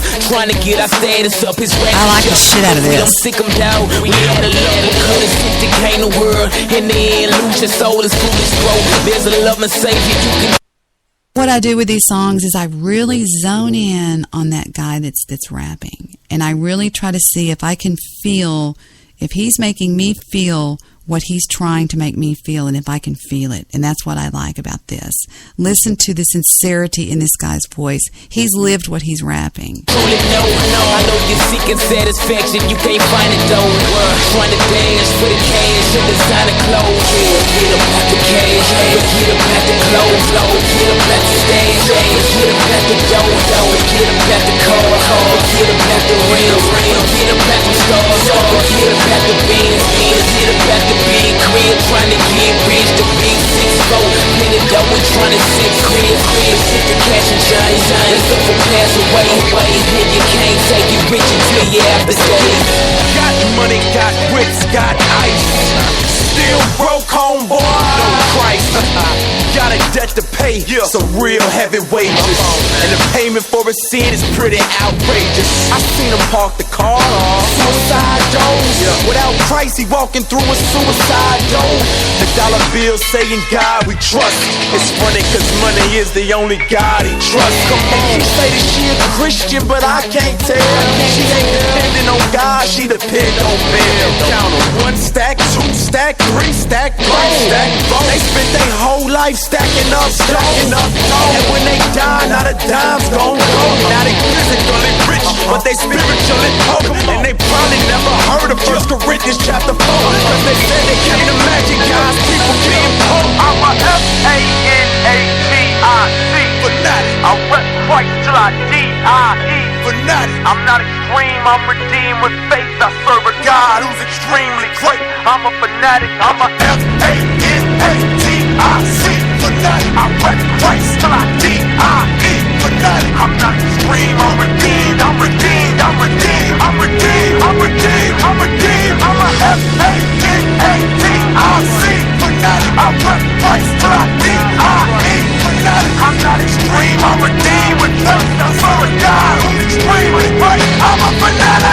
Can't serve God and cash, hate up the world and Christ. Don't put money at your mind, focus on eternal life. Can't be from experience, I ain't seen it but I'm betting treasures of this world ain't nothing next to the ones that's up in heaven. Feel free to storm up, since we found the Lord is just amazing. Let us praise him, man, try to give him more of us. Let us live our life with him, spend our days and nights with him. Ignore the trash the world has to offer and delight in him. Get up at the cash, get up at the clothes, get up at the stage, get up at the dough, get up at the car, get up at the rails, get up at the stars, get up at the beans, get up at the big crib, trying to get rich, the big 6-4, pin it dough and trying to sit crib, get the cash and shine, stuff will pass away, and you can't take it rich until you have the days.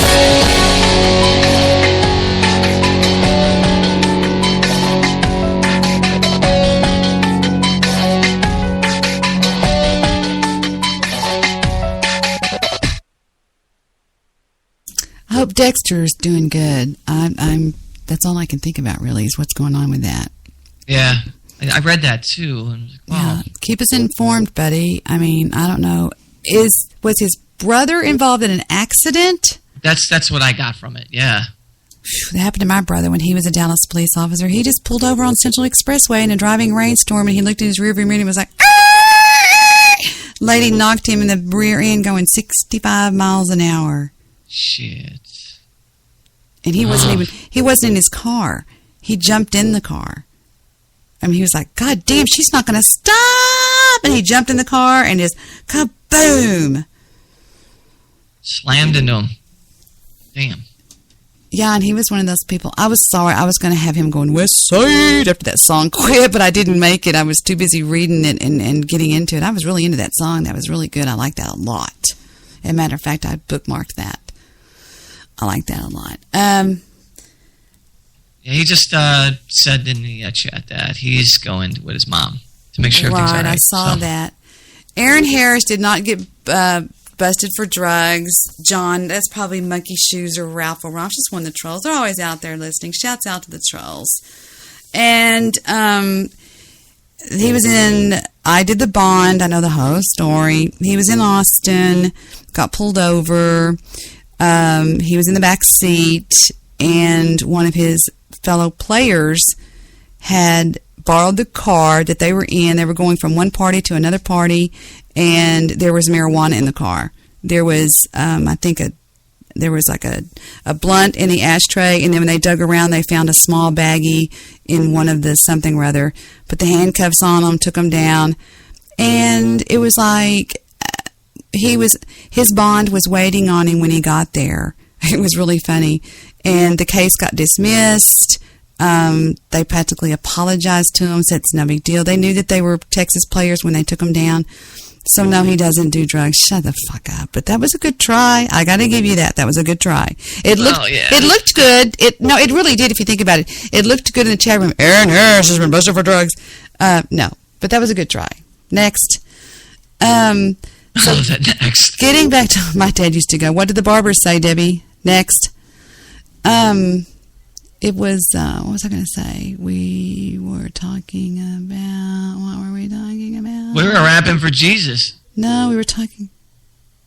Aaron Harris, we were looking for videos, and then we started Hang on.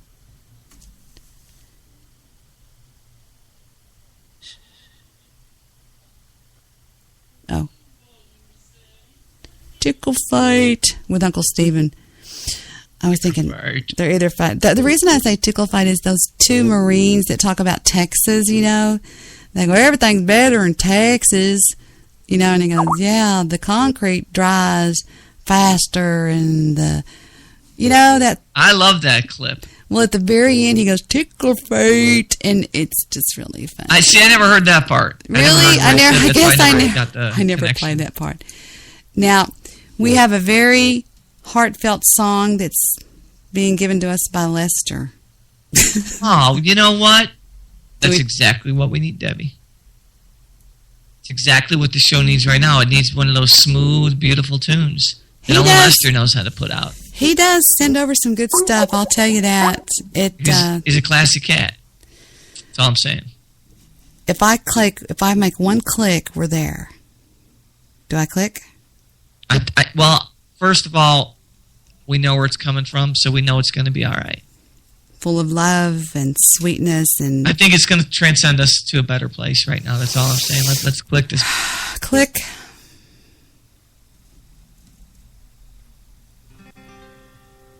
She said if we got married, beautiful. Hang on, let me turn it up.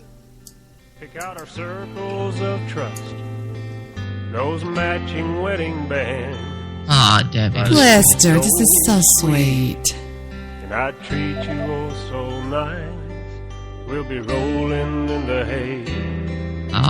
Almost every night. This is beautiful. Now 1 year later. Honey, I need you to mow the grass, take out the trash, put the dishes in the dishwasher, and for heaven's sake, put the toilet seat down. She only bitches when she breathes. Rolling in the ham, that's her allergy. Won't wear no sexy lingerie since she ate that wedding cake. Only thing she blows is my money and dreams. The only thing she blows is my money. Yeah, this circle of trust is like a band of thieves. She stole my heart and then my self-esteem. I'll have to sum it up this way. She could turn a straight man gay. She only bitches when she breathes. Oh God, this is great.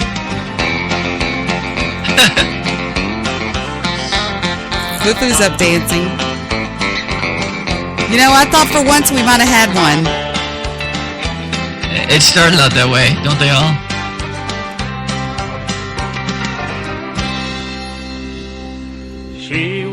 always smiling, shy in many ways. She always kept me hanging on every word she'd say. She was sweeter than honey in every man's dream. She said, let's tie the knot, we'll make the perfect team.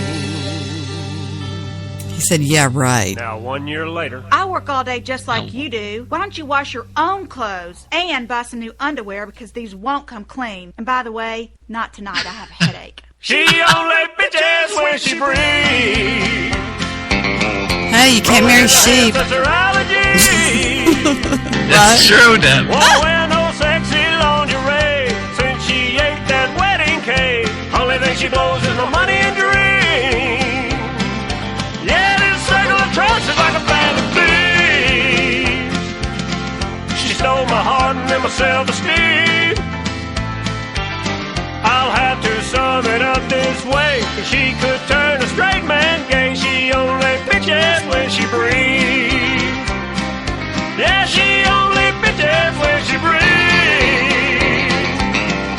Rolling in the hips, that's her allergy. Won't wear no sexy lingerie since she ate that wedding cake. Only thing she blows is my money and dreams.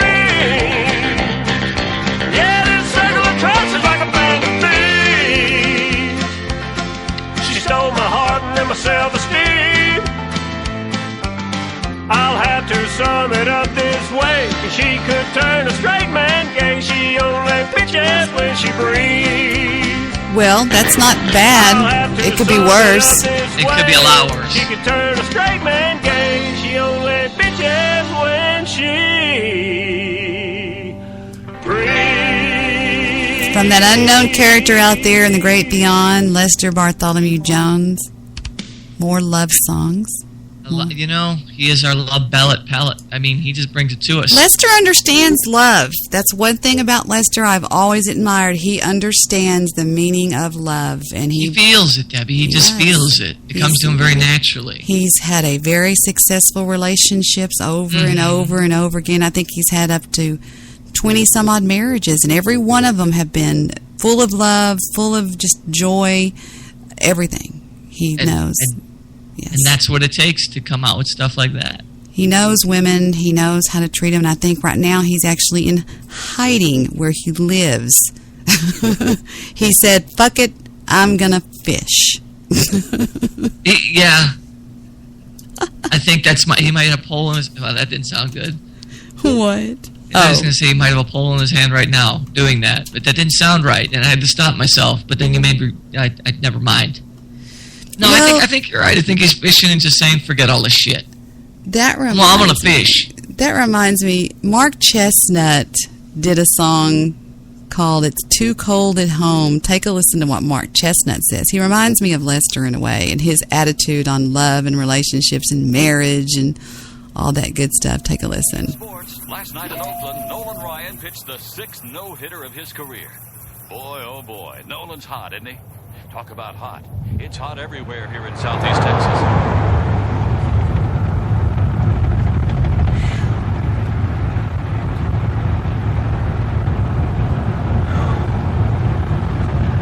Humidity's up around 70%. That'll give us a heat index of about 110. And tonight, another muggy night on the bayou with lows in the 80s. Man, oh man, oh man. Well, like they say, you can't do nothing about the weather. So let's get back to more music. The way we do it down here in Texas, boys. It's too hot to fish. It's too hot for golf. It's too cold at home. Well, it sure feels good to come in here and just pull up a seat. Frosty mug of a cool one helps to beat the heat. These old dog days of summer, Lord, I'll be glad when they're gone. It's too hot to fish and too hot for golf. too cold at home. That baseball game on TV takes me back to when I was a kid. We proudly wore those uniforms. You know, this reminds me of something. I just want to tell you, Steve. So many people ask me, what do you equate your marriage being successful to? And there is a few keys, a few secrets that I have bestowed upon friends of mine, my daughter, whatever. One of them is, he's the boss. He's the head. I am second fiddle to this guy, okay? And I vowed that every time Victor was at home or was coming home, that it was a warm and welcoming environment. I'll get him in here. I mean, Steve and Heather, anybody. I'm not lying. I wouldn't be saying this if I was lying. I'd just be sitting here making fun of this song.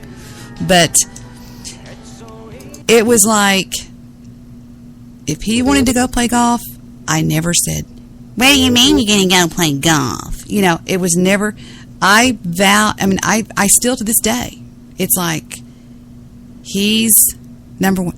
And see, the payoff to that is not abuse. The payoff to that is he thinks I walk on water. You talk about radio gold. He thinks I'm wife gold. Because, I mean, if the guy went out and got drunk and came home smelling like marijuana or whatever, I didn't say a word. Because this is his gig. I bore his children. Well, sort of. But, and I'm here for him. And I'm kind of along for the ride, so to speak. And that sounds funny. I know a lot of girls cringe when they hear that, but I don't believe in bra burning and I'm number one and, you do this. But the payoff is phenomenal because I'm treated like, you see what he does, Oh, yeah. But you should see what I do. It's too big to talk about, and I'm not going to come on here on the air and talk about what I do and say, well, I do this, I do that. This man has never reached for a pair of underwear that there wasn't. One time he told me, he goes, Debbie, rotate the drawer because the top pair is already laundered and back in the drawer by the time I get home from work. Rotate. What? Like he'll wear some, and then he'll throw them in the grumful, and I'll go ahead and do the laundry that day and have them folded and back in the drawer the next day. He's wearing the same pair every day because I'm that quick with it. But he's never reached for a towel that wasn't there. I buy his shampoo that he wants. I cook his meals. I take care of him. That's what I'm supposed to do. And in the meantime, I haven't wanted for much. I'm just. Well, that's good, man. That's what you've got to do, girls. Quit acting like these shit-ass attitudes, like it's all about you. It's bitch, whine, it's all about me, and I'm not going to quit my job. I quit. I ain't staying home with those fucking kids. Hell no. Well, then don't have kids, okay? And if you say, we can't afford me to stay home, then you're overextended. You need to live in a $35,000 home. You need to drive a 73 Buick, but you need to raise your kids, okay? And don't say, well, I have to work. No, you don't. Because if you have to work, you're taking a baby, giving it to another woman like me to raise, and it becomes like mine. I get to see its first steps, its first walk. Yeah. It's ridiculous. And I've never thought, that's why Heather's butt is planted where it's planted. Because our family believes in you raise your kids. And then now I give a fuck what they are now. You know what I'm saying? I've done my time. And I was there on the front lines every day. And when he came home, there were candles burning. Dinner was bubbling on the stove. And there was content. Never would he come home to find me slamming, throwing. He's never seen me drunk. Unless we're on vacation without the kids. You know what I'm talking about? I wasn't Yeah, like I do, actually. a cigarette smoking bitch that was just like, well, I guess that's best. I just wasn't like that. And it's not going to work. And you wonder why the divorce rates are so high? I mean, I bet you if you were honest with me, Stephen, that you would tell me that there was a point in your marriage when your wife got a little bit too selfish. This is about me. Right? Well, without question. I mean, but now don't just go along with me. Just argue with me. No. I was just going to tell you exactly what my ex-wife, my first wife, I should say, not my ex, because that'll bring you back to part 2. Was an incredible mom. She was an incredible cook. She was immaculately clean. Okay, those are prerequisites in my life. Yeah, I have to have those things. But she was a bitch. Okay, I could not go anywhere without getting a 3rd degree. If my buddy said, we got band practice, we changed it from Thursday to Friday night, she would bitch relentlessly to me. Oh, I know. Oh, no, you're going to go fuck some girl. I know what you're doing. I know you're going to a club. I know you are. I'm like, no, I'm not. And I mean, I would lose my freaking mind. Not in front of the kids, because I never want my kids to ever be part of that. But I mean, she never stopped. But again, we had the perfect house. I mean, every neighbor who saw us said, "God, you have the most beautiful marriage. It's the most perfect. You guys are you have such a beautiful family." But you don't know what's going on behind the doors. Now, is that the little blonde? Yes. The little chubby blonde? Yes. She's real pretty, but she was chubby. Not chubby like you-know-who, but I'm talking just a little. She was about a size 10 or 12 jeans. Oh, when I married her, she was... We're not talking about that. We're talking about when you married her, she probably weighed, she went to a 5 10 or 12, pounds. yeah. And because I've seen pictures on a cruise ship, is that right? No, that's my second wife. Oh, okay. Then I don't know the first wife. I remember. Oh, you have pictures from a cruise ship of me? No, oh, no. Hang on, Steve. Hang on. You showed me pictures about 3 years ago. Oh, okay. Of you and her on a cruise. And then right after the cruise, y'all broke up. You had bought some really expensive piece of jewelry on the cruise. Got you. Okay, yeah. That's different. That's part. She was kind of short. Well, anybody's short around Steve because he's 6'4". Actually, she wasn't short. She was 5'9". Well, she looked short on the. She looked short. You're taller than 6'1", Steve. 6'1.5". I don't count that. I don't know. Everybody calls you treetop love. All the men just call him sir. But I know what you mean. Like I could never go out. I could never do anything. Like, Steve, I would witness so many goddamn marriages. Excuse me, Lord. So many marriages. I thought, oh my God, you just don't get it, girl. Do you? You just don't get it. You just. Don't she regrets it now. Oh my God, she regrets it now. Well, because when you get a divorce, we have children together. I talked to her. She's like, I never had it so good as when I had it with you. You got custody of those children. Yes, I did. You never paid child support.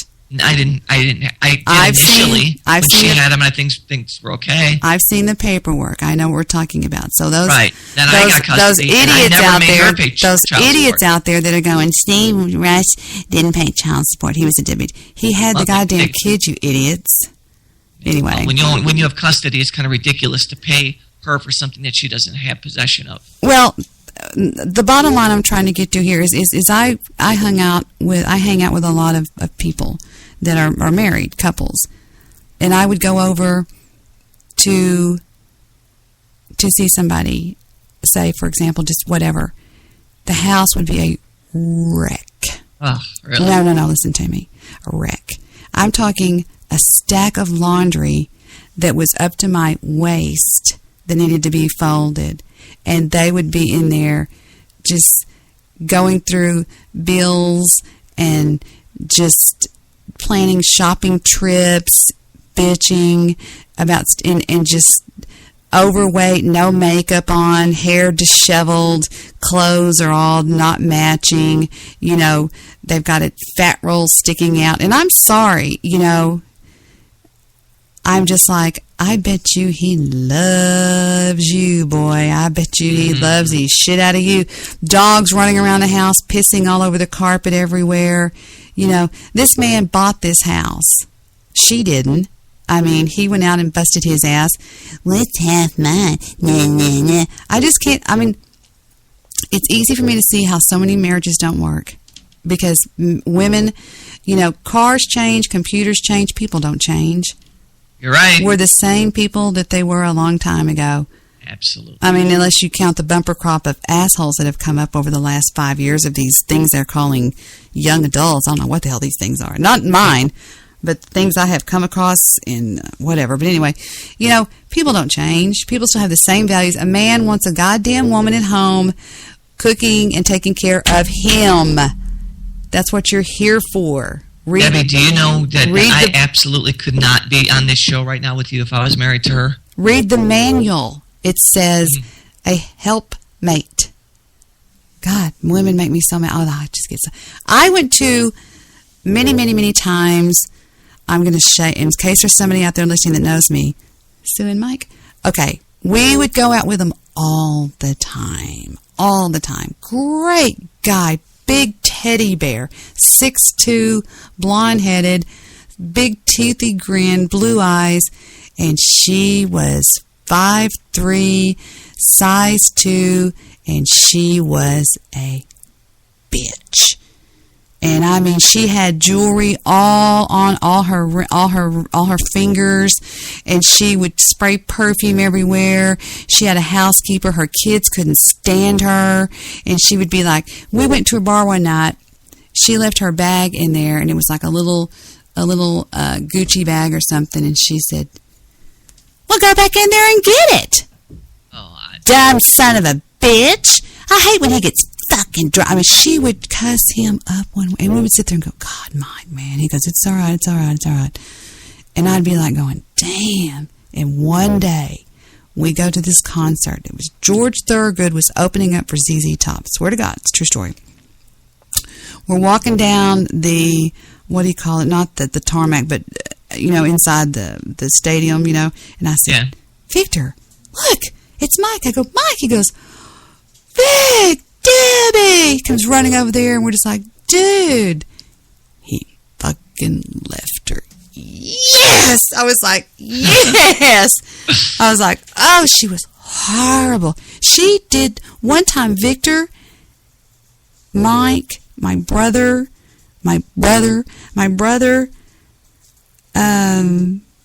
Cabo, I can name all their names, hell, these nicknames.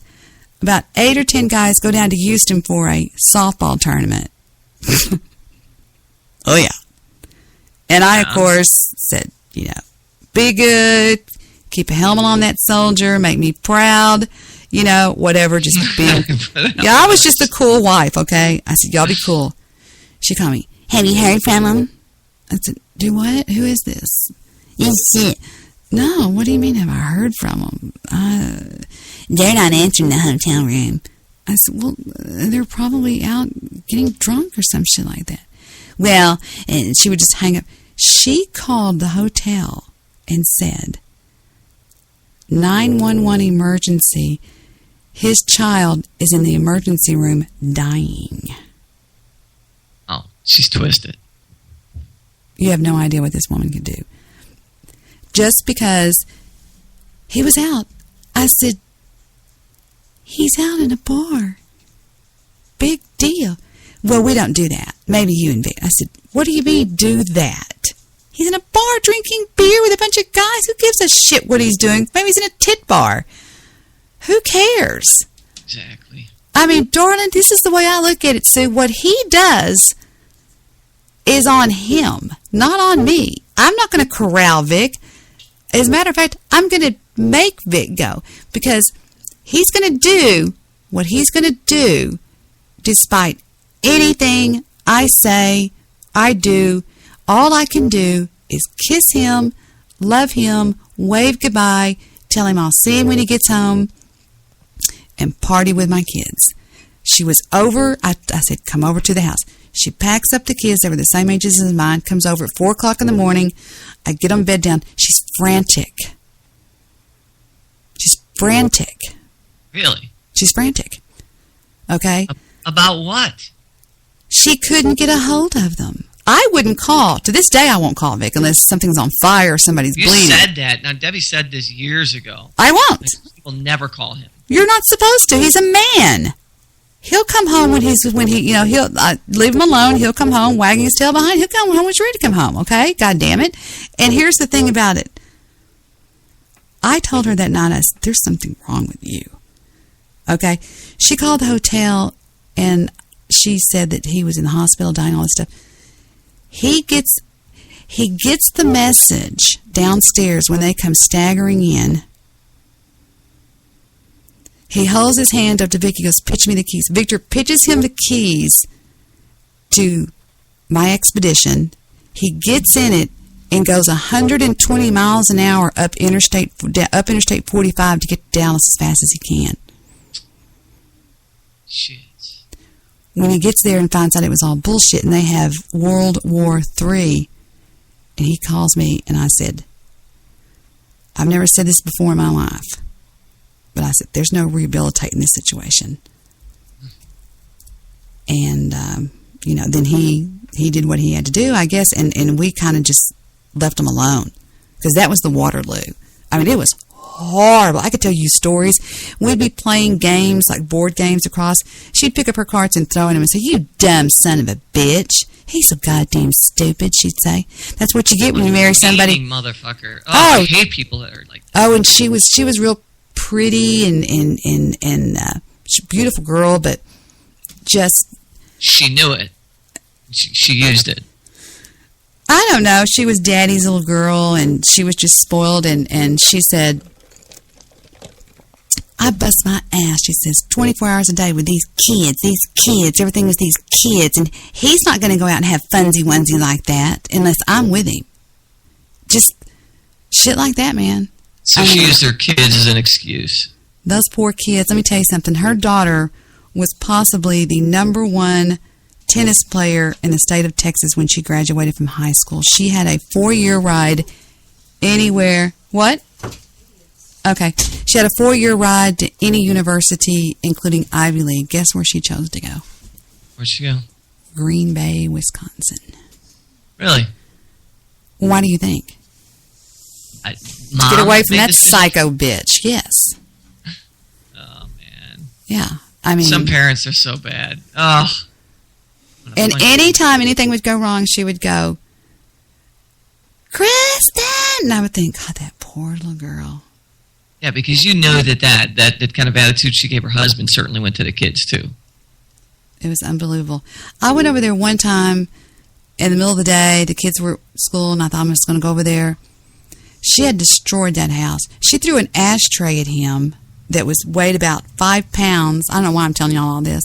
Ashtray, and cold cocked him in the side of his head. He had to have stitches and everything, and I was like,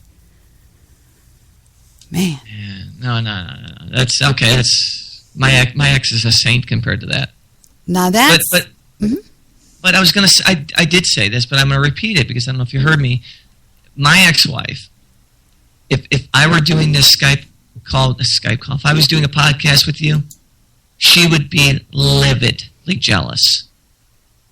There was no female that was allowed in my life. Not one. Women at work, I could not talk to. If I did, I would never hear the end of it. It's like I screwed the world. In fact, she had accused me of screwing everyone on the planet.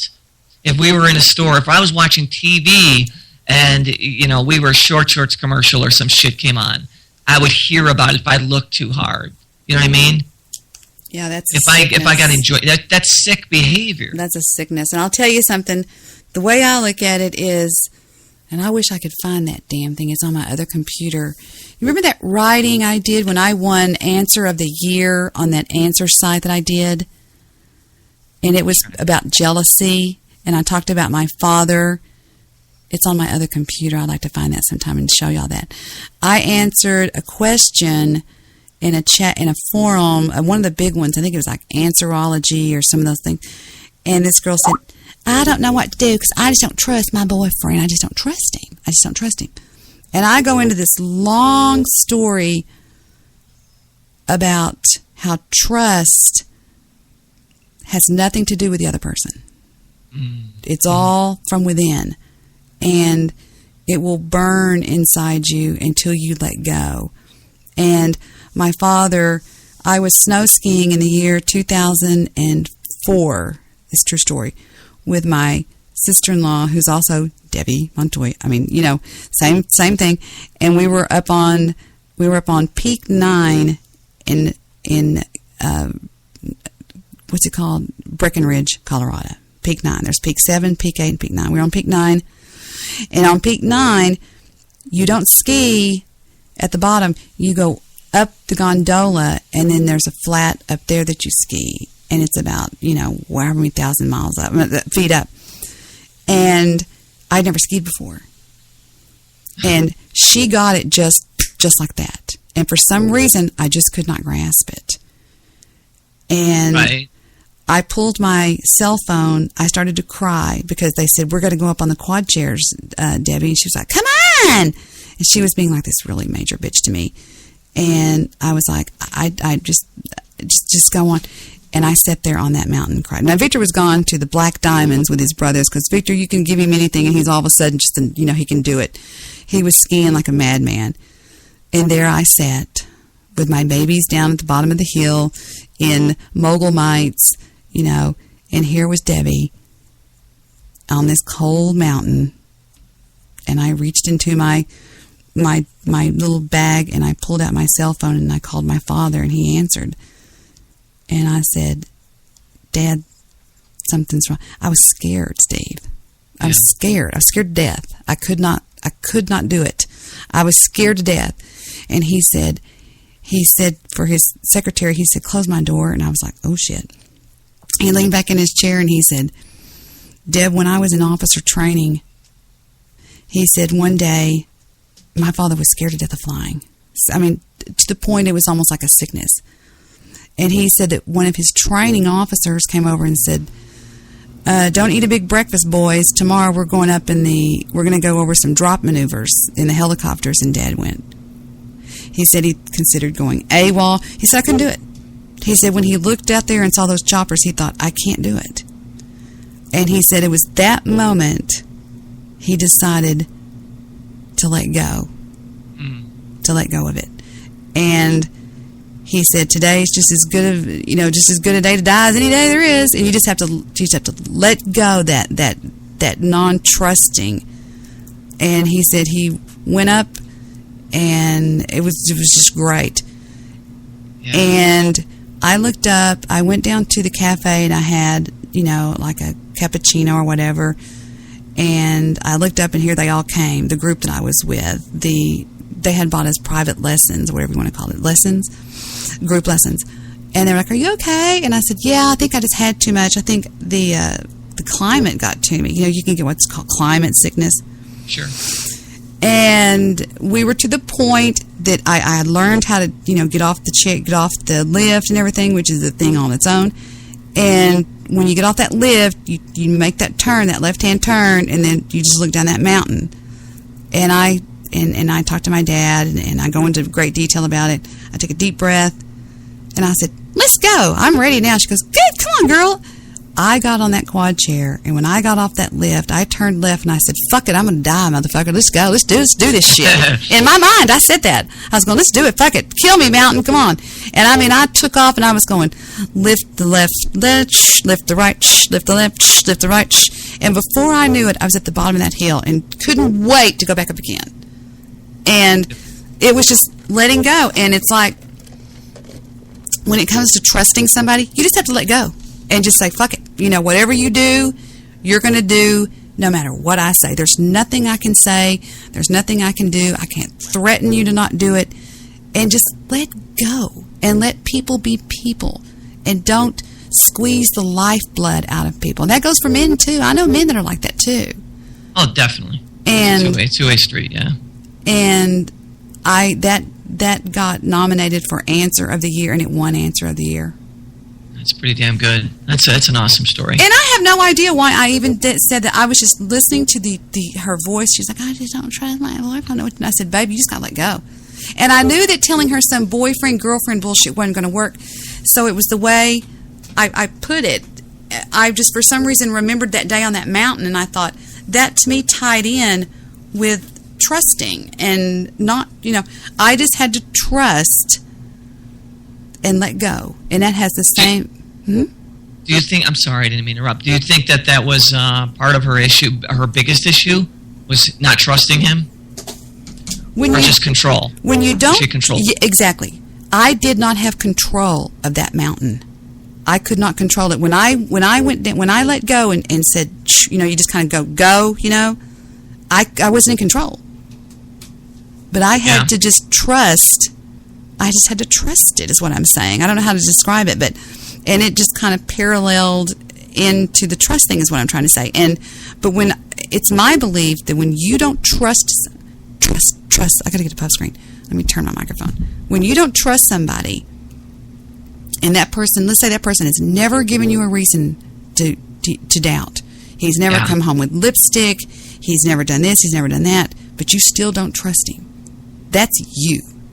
That's a problem that you've got. And I don't necessarily think, I think each case is different, but I don't think it's always control, Steve. A lot of it is, but I think some of it is you just don't have, you're not, okay, how can I word this? You're not you. You're not. I don't think you're secure. There you go. You're not secure in who you are. You're not believing, hey man, if he can go out and find something better than this shit, then go go ahead. And I always kind of looked at it a little bit like that. I mean, I tried to always remain,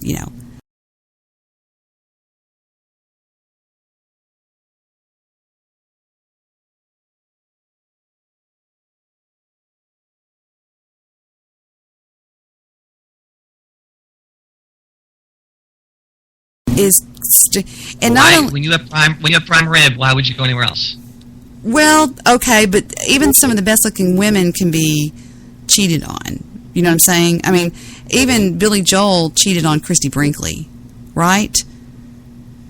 I mean, of course, there's look at Prince William. Your point was well made. Prince William cheated on Lady Diana with that old hag, Carmela, whatever her name is. Think about it. So it's not so much that, but you are right in a certain way. But to me, it's more like it was like when Victor would look into my eyes, he saw just these big blue, sad, sweet eyes that he would be like, why would I do something like that? You know what I mean? And I would never hurt her. I love her. And that's what he's always said, and whatever, but it's, I mean, the deal here. I mean, I get that, and I do know that deal there. So I'm talking to people out there that are newlyweds or thinking about getting married, and that goes for my son, Eric. You've got to think about these things, and you've got to, because things change. When women get a ring on their finger, women can transform like you've never seen in your life. Not only physically, but all of a sudden, you're mine now. Oh, yeah. I own you. A lot of women marry men and secretly know, well, I'm going to change him. He'll change after we're married. He'll start doing this or doing that. No, they don't. Please. Yeah. I know that for a fact. I've seen many, many people say, once we're married, he'll quit the drugs and the this and that. No. That once we're married bullshit never worked a day I've seen. Well, all the accusations that were pushed against me, all the times that I was told that I was cheating, and all the things that I was told that me looking at a girl you might as well the do wrong it. way, all these sexual things that I supposedly was doing, we all found out to be the opposite. Bingo. She was the one doing them. Bingo. That's why a lot of people, the real psychos, that accuse, like, Debi Daly is a this, that, and the other, and I'm going, what? You can rest assured that's probably what they're doing. Or talking to a mirror when they're saying those things. That's one of the oldest, I mean, that's Psychology 101. That's dime store psychology right there. If somebody's accusing you of cheating, and you're going, what the fuck, I'm not cheating. You can rest assured, that they're probably cheating. I mean, Debbie, could you imagine sitting next to somebody and not being able to watch a sex scene in a movie? Like a regular R movie? And then the comment, the pervert. Every time there's always a comment. Well, it makes me you'd wonder. Like to be that guy because you'd like to be nail lover, just like that, right? And she'd walk out of the room. It makes me wonder, though. Like now, this is going to piss you off, but it makes me wonder who would put up with that kind of shit. Well, apparently I didn't. But I thought you divorced her when she was cheating. You divorced her because she was cheating, though, right? I finally caught it, yeah. But I was miserable. Wow. A few years, man. My kids were young. I was happy as life can get you, you know. And then I just became so miserable. I was in this circle of what the F, you know. But I loved my children, and I wanted my children to have a mom. And she was a Well, there's one word you're mother. using that I cannot stand, and that is the words "my children." Our children. And I did not want them to lose their mother. So I stayed in it. Until that one day, that proverbial day when I knew it was coming, when I got to her emails that she left open. And I read the emails that gave explicit detail of what she was actually doing. Oh, I love doing it donkey style last night. I'm sorry, Steve. Well, no, it's fine. No, I kind of laugh at it, too, because I have to, you know. And she wound up marrying him. He wound up dying. Oh, she really? wound up miserable. She winds up talking to me all the time, begging me back. Life's a bitch, isn't it? It's crazy. I don't care. I'm just saying that be careful. If you're out there and you're in a relationship and you're not doing anything wrong and you're being accused of doing something wrong every single day. Do it. And you're not doing it, guess who's doing it? They are. Either that or just say, if I'm going to get tried, convicted, and done, I might as well do the crime. I thought that way, Deb. I really did. I said, I told my brother one day, I said, Eric, you know what? Why don't I just fuck this girl? Hey, you know what? Steve, Why don't I? Steve, I hate to be a tattletale, but your daughter is saying things like butthole and genitalia in the chat room. How old is she? She's about 643 years old, but still she knows better. I'm just saying, I'm just very unladylike. My daddy's coming. Ha, ha, ha, ha. I mean, sorry, I didn't mean to get you in trouble, but she goes, well, I do have a butthole like humanoids, but I just don't have genitalia. I'm like, oh, your father doesn't know you're doing this? But one man goes, how do you fart, OP? It's a good question, though. I've never asked her that question. Should I ask her? No, I don't really want to know how my daughter. Are they in my email, Dexter? I'm going to check my email. Oh, shit. Yeah, it's so quiet without music or something playing. I had something come over. Well, I liked what you said. It was a really, really good thing. I like the conversation sometimes. Well, I just got on a rant there for a minute, but I'm dead serious about that. I have no idea what this is called. It's called La La La. Oh, no. La La La. Our producer is like, he's like a muscle-bound, badass that if you could see him on a Harley Davidson with a T-shirt that says, if you can read this, the bitch fell off, Oh, that's too funny. I was not expecting that. La La La. Why did he do that? What were we doing? Because we were being so dramatic.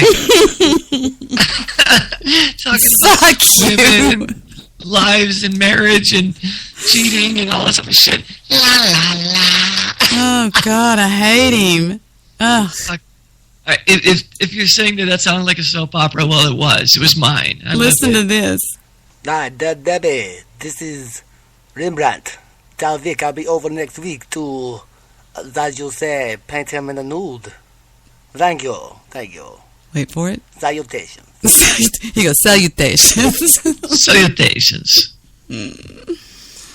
Oh, you people are silly people. Oh, you gotta love them. Did you hear this one? I didn't play you this one yet. Listen. Oh, my God. I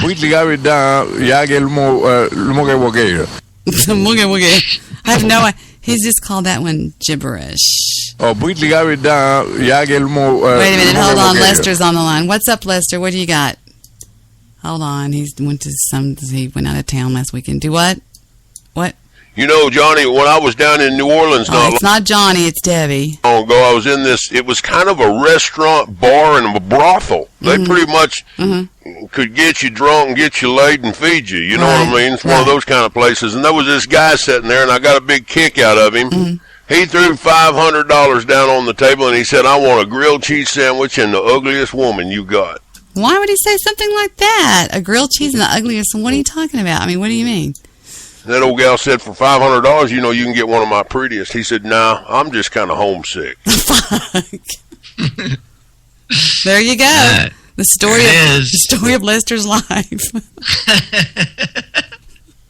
You think there's a hidden message in that? No, I don't know.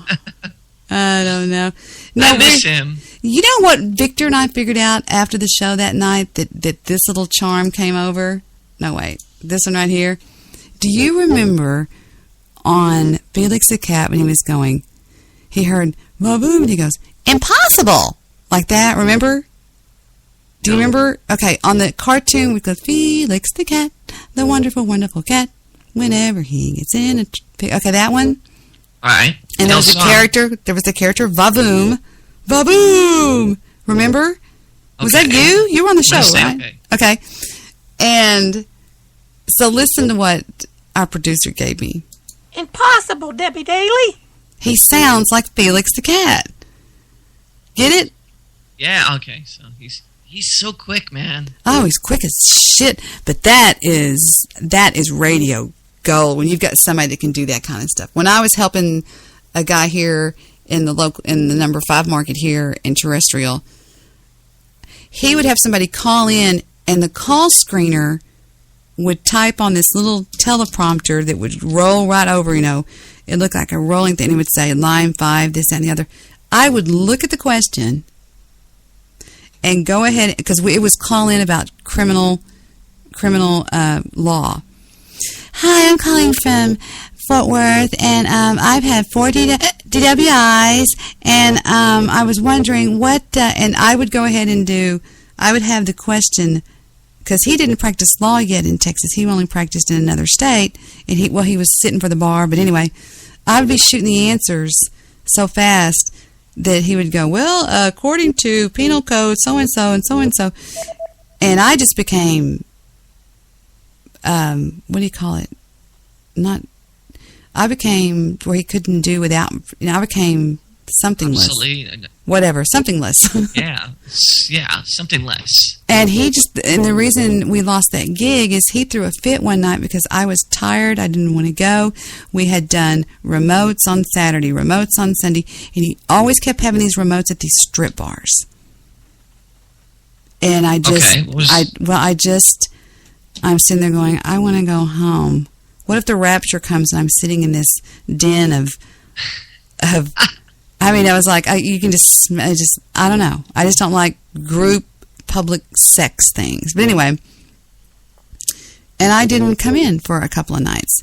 He was on the air screaming, if anybody out there has seen Debbie, call the studio. He goes in Russ Martin's office to use a private line and doesn't get me. I take my cell phone, true story, throw it out the window on Interstate 30. I had my girlfriend with me. I threw it out the window, going 70 miles an hour because he wouldn't stop calling. He takes the phone and slams it down so hard that he broke Russ's phone. The next morning they went,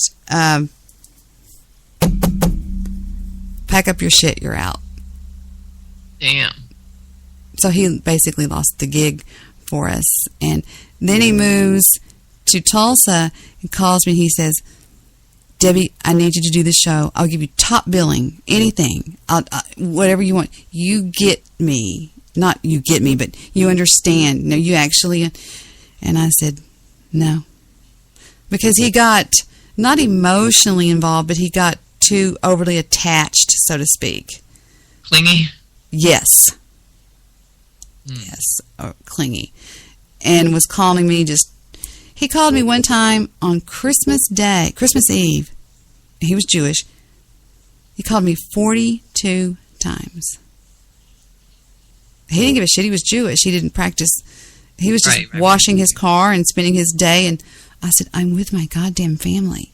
Oh, we got to talk about the show. I said, I'm turning my cell phone off. Don't do that. Don't do that. And I was just like, I mean, it was just weird. And it was a nice gig, though. I'll tell you what, the pay wasn't that well because you can't make money in terrestrial radio. I think I made like $8 an hour or some shit like that.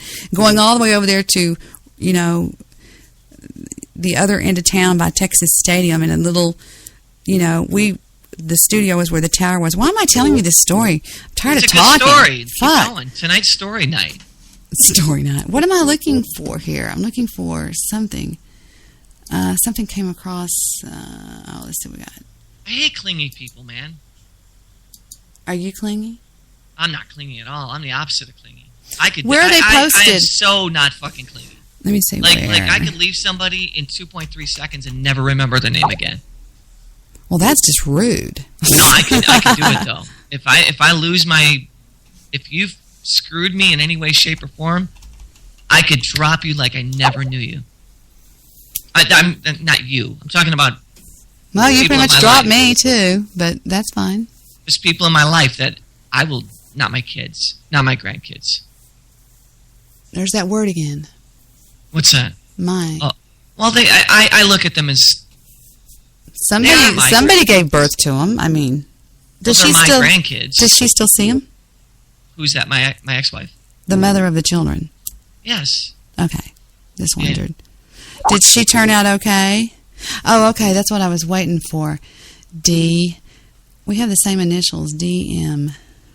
Direct message. Let me go check my Gmail. Well, I don't say Target. I say Target. And I don't say Gmail. I say it's Gmail. Gmail? Yes. My mother used to go, shall we go to Target? Or Jacques Penney. J.C. Penney. Get it? Jacques Penney. Nice. I dined at Jacques Penney today. What is my favorite thing about Debi Daly? I get asked that sometimes at work. Like, what's the favorite thing about her? Why her? My nails? No, I'm joking. I'm like, she's such a dork. It's you don't know it. It's addictive. She's such a dorky person. She's like incredibly intelligent, and then she'll go off on this thing that's just so much fun. And I mean dork like in the coolest way, because I think everybody needs to be a dork and freaking relax. Just chill a little bit. It's going to be okay, I promise. More people could learn how to be that. I think the world would be a little bit easier to deal with. This is my favorite thing about you. You're just a dork. You're a dork. I know. Thank you very much. I'm a dork that can mow the lawn and pot some plants. And yeah, and you bitch about it 3 times a show. Fuck off and die young, please. Look, I'm going to do a screen share to show you something. I think my mouse is... The hell is that? Shh.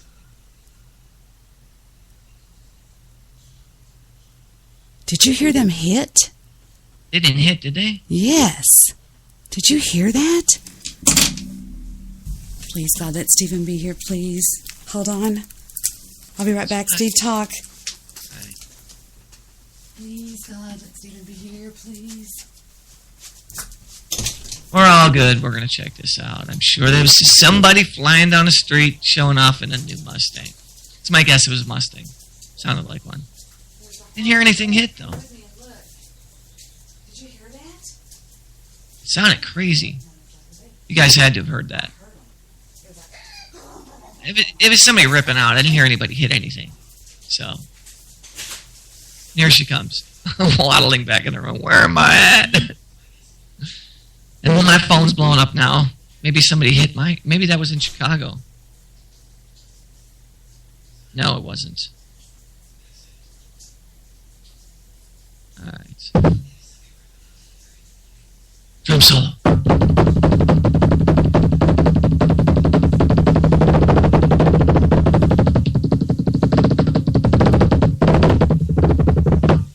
That's it. That's all you get. You didn't pay enough. I would have done more. Quads. Those are triplets, sorry. I'm guessing everything's okay because I'm listening in the background just like you guys are.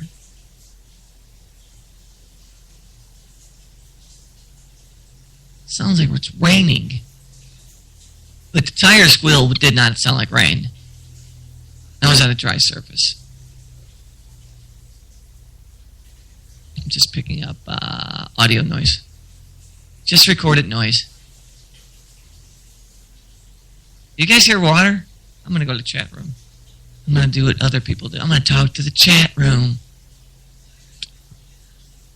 Opening it up on a different computer. Give me a second. I'm going to ban some people because I just feel like it. For no reason, I'm just going to ban people.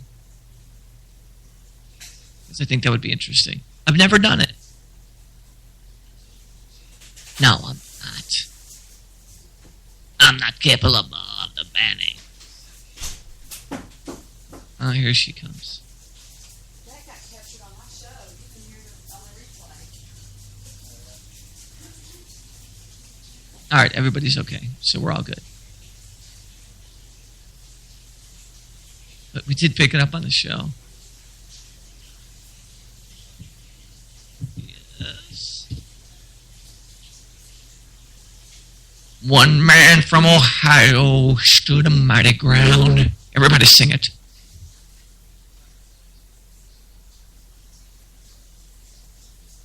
Yes, it's been a night for accidents. I just heard my team crashed. What does that even mean, OP? I'm back. I'm sorry. You're all right. Me and Steven go walking. Although I'm standing up on his shoulders looking over the brick wall.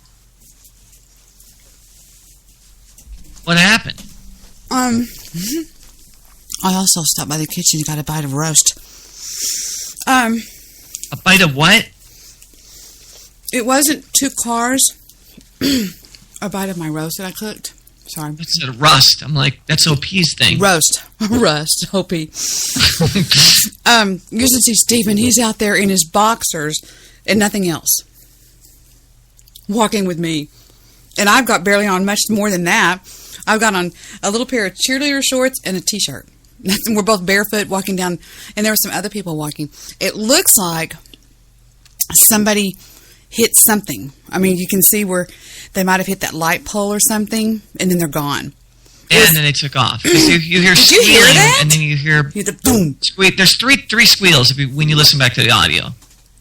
I didn't hear the thud, so I don't know. Listen really good when we get off the air, and you'll hear the thud.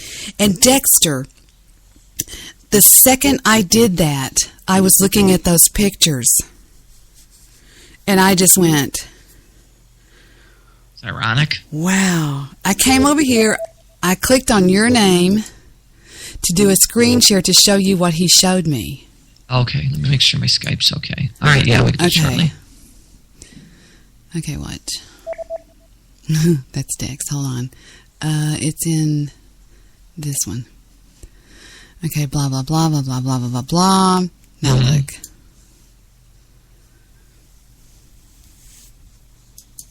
Can you blow it up? Can you scroll it? No, I can't blow it up anymore. That's what he sent me right there.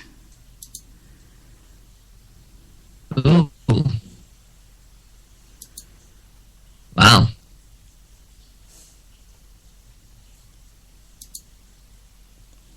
It's a nice cruiser. Oh, wow. What the fuck? Holy God. That can't be what he was in. No. He wouldn't have walked away. Nobody walks away from that. Wow.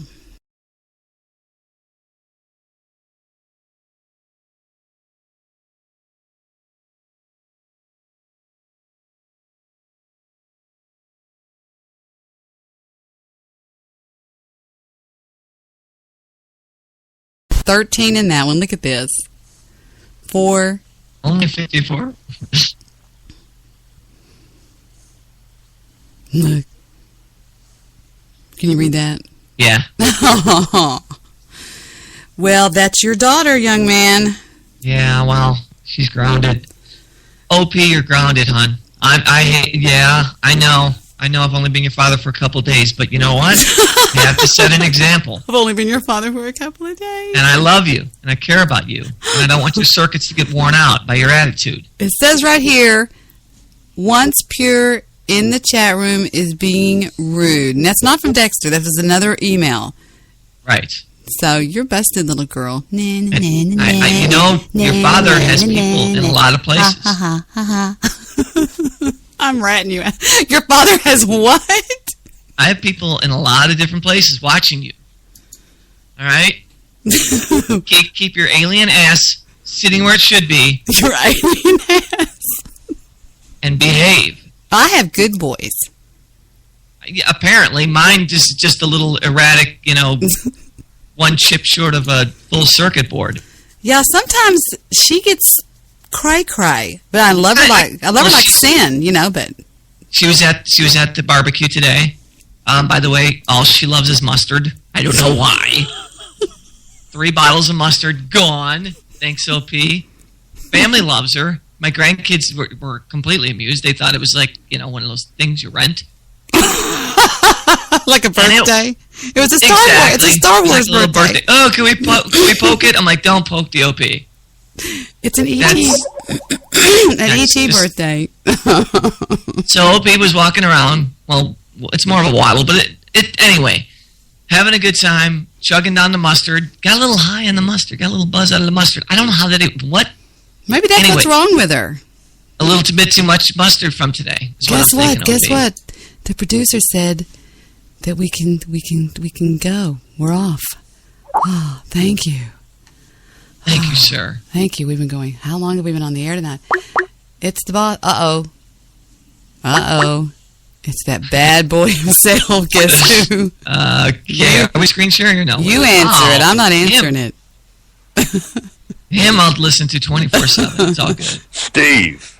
Yes, sir. Do you know what the difference is between a wife and a girlfriend? What's that? It'd be about 35 pounds, I reckon. I thought you were going to say about 35,000. I was going to say that would have made sense, too. Well, since we have Lester on the phone, Lester, how did you told me one time about a woman and a refrigerator? What is that? I forgot. Oh, that's right. I ponder lots of things in life. And I always check out what the differences are in things and what things have in common. And I figured out the difference between a woman and a refrigerator. This is horrible. And the difference would be that a refrigerator doesn't fart when you pull your meat out. My God, that is horrible. I forgot the answer. Oh my God! Yeah, you just knew it was terrible, Deb. Debbie just knew it was terrible. I forgot it was that bad. Oh my God! I'm sorry I asked. You're horrible. You are terrible. You know. This is the mullet. I know. I know he is. This is the mullet that sends us the adorable love songs that we play on the show here. My friend. Yep. We go into these songs with the hope and the belief that the quality of the man that you are is going to come out in those beautiful songs, and they always start with so much love. Mm-hmm. But that last one wasn't as bad as the rest of them have been. No, the last one was actually almost tolerable. Yeah. The worst one was the... oh my God. I didn't even know it was that bad Victor until goes, I heard it, y'all playing it. Did y'all hear that last night? It was, oh my God. Oh my God. And please never play that again, Debbie. That was that was disgusting. I could handle it all until it got to the pussy blood. Oh, stop it. 2 girls, 1 cup shit there. Oh my God. Not the funniest line in that deal was he wasn't used to pulling apart grilled cheese sandwiches. That was nasty. My God. Who is this man? That guy's name is Larry Pierce. I'm going to find one before we get off the air. I'm going to bless y'all with. We had something come in from the boss man. I'll get that in a second, but I'm going to see. Didn't you say that this gentleman, I use the term loosely, is on YouTube? Is that correct? Yes, you should find every one of his songs. Oh, he's funny. And if you do YouTube, you'll find just tons of his stuff. He was a guy that lost his job, couldn't find work, so he decided to try to make it in country music. That didn't work, and he went for the adult-themed country music, and he's a hit. Look at her picture. Look at his picture. Oh, my God. I know. Isn't he terrible? He looks like he just looks he's got a cowboy hat on. He looks like a perv or something. Oh, this is funny. Yeah. Good. Okay. Yeah, but you look at the names of some of those songs. Here we go. I do not make any money from this video or videos on my channel for that music. Here we go. This is Girls. Well, we're just going to say Girls, okay?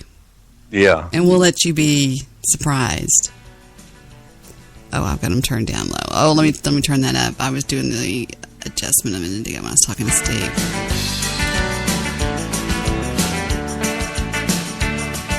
Well, I was just a young boy in my teens, looking at those girly magazines, with a flashlight hiding underneath my bed. When Daddy caught me, I thought I was dead. He said, son, I think it's time we had a talk. It's going to go real bad, I can tell. Oh, my God, I can tell. I was scared my face was turning red, but I remember every word he said. He said cars were made to drive, and planes were made to fly. Hawks were made to blow, and chicks were made to show. Fire was made for heat, and pussy made to eat. Corn was made to shuck, and girls were made to fuck. Oh, my God. Wait a minute. It says girls were made to screw. He didn't. That's what it says right here. I'm looking at it. Oh, that's funny. Can you find the one that says she's at it again? I've got. These are good. I'm a prick. There's one in there called She's At It Again. Parking you is always on my mind. This girl makes me horny, shriveled up. I ask her for a date. You make my Peter stand up. Pretty cowgirl. Gigolo, yeast infection. Get it through your head. Front row ticket. There's that quality song. I got to hear this one. If Lester says it's funny. What's it called, dear? She's At It Again. She's At It Again? Oh, wow. Does he have... Does he Love Ballad? Well, you know what? See, I renamed those when I sent them to you so that it wouldn't give it away a lot of times. So I don't really know what it's called. I've got. I think I sent you that one. She's At It Again. You've got it if those are. Oh, these are funny. When I sent you those songs the other day. There's She's a Nymphomaniac. No, that's not Worthless Cunt. There's. Wow, this just don't hold back. Just tell us. There's My pecker started talking again. Jesus Christ. Funny name. What's wrong with that? High maintenance girl. That sounds nice. High maintenance. Pussy Let's play that. I think you should play that. That sounds like a beautiful song. Turn the fucking lights off. Turn the fucking lights off. I can only imagine what that one is. Barter fucking. Oh, wow. Barter. Okay. Oh, some of these are funny. I'm going to go to the next page. There's another page. Let me take a look. Hootenanny song, and then there's Itty Bitty Titty Louise. That's from him. And Hike Your Skirt Up Higher. She Only Likes Girls. Okay, gotcha. Let me go get that. I don't remember. I might have that, I guess. But in the interim while that loads, let's take a look. Well, let's take a dangerous... Let's take a look. All right. And what was that one we laughed at? A Gallon of Cum is another one of his. Oh my God! That's what it said. I haven't heard all of them. I'd just pick one out and then send it to you. I would like to hear probably a good hard. Oh, that's not. You have to keep that. You have to keep that blank clean. Turn the fucking lights out. Let's see what this is. This is probably. All right. I bet it has to do with like an ugly girl or something. What do you want to bet? Yeah, I bet. He starts out so normal. I remember, girl, when we first fell in love. You were the only woman I thought of. And though you still try hard to look your best, it's just not quite the same, I must confess. So turn the fucking lights up When you're undressing, honey, I don't wanna see. That's sad. When you're ready to screw. Oh, turn the fucking lights out, and I'll pretend that you're my favorite fantasy. Turn the fucking lights out, it makes it better for me. Dump the jerk and come with me. What is this entail? Don't tell anybody I screwed you. Oh my God. That's an instant classic. That's just cold-blooded right there. It's called Don't Tell. Oh my God. That's like Try that. how can I miss you when you won't go away? Okay. Yeah. Oh, let's see. I got to hear this. And what did I say it was That's called? a must hear. Don't tell anybody I screwed you or something like Oh, that's got to be bad. That's got to be real bad. Where did he go? It's right. Yeah. Here it is. Larry Pierce. Don't tell anybody I screwed you. This is going to end bad. I know. Train wreck. They start out so pretty and happy.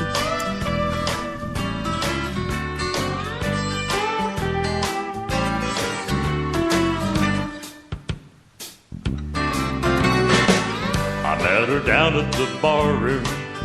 I walked up to her and gave her a smile. Said, can I buy you a drink? Now, baby, what do you think? And maybe we could go out for a while. Well, the next thing I knew, it was morning, and I woke up with my head on her tits. And when I saw her face, I felt like such a disgrace. I said, now listen, honey, this is it.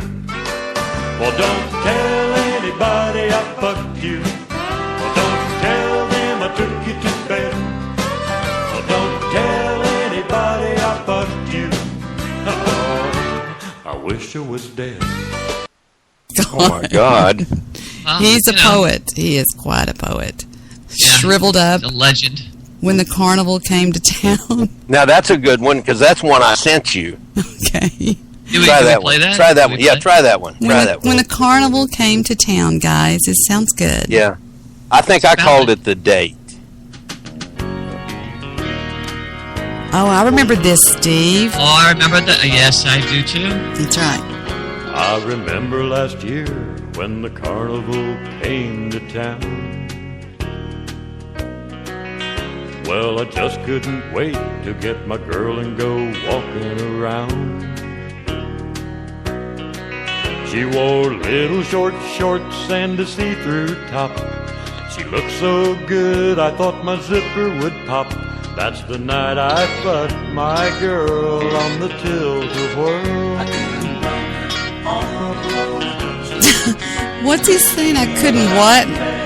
That's the night I fucked my girl on the tilt-a-whirl. Throwing coins inside a glass. I bet you this guy is a fucking hoot to hang out with. Oh, don't you know it? I mean, you can sense a deep, deep, deep, way down inside, unbelievable sense of humor. I Oh mean, man, you know at every party they hand him a guitar and say get after it. Oh my Come on, man, god! play some. I mean, I bet you. Yeah. I bet you he could even freestyle like I do on my uke. I call it a uke. Yeah. You know. There you go. I'm proud of it. I'm proud of my freestyle. But I bet you this guy would be a freaking hoot to hang out with because the reason I love hanging out with people that I know have a really serious, deep sense of humor because they're going to be really fun to hang out with. Everything they say. Absolutely. You know what I'm talking about? They'll be like driving around and going, "Oh, what the fuck?" You know, just everything they say, and people just love to laugh. These are so funny. A law against braziers. I'm a prick. That should be funny. Oh, these are funny. Front row ticket. Hillbilly girlfriend. You gotta wonder where this guy has gigs. So he. Well, I think he makes all of his money on just selling these albums. Yeah. Okay. Well, Yeah.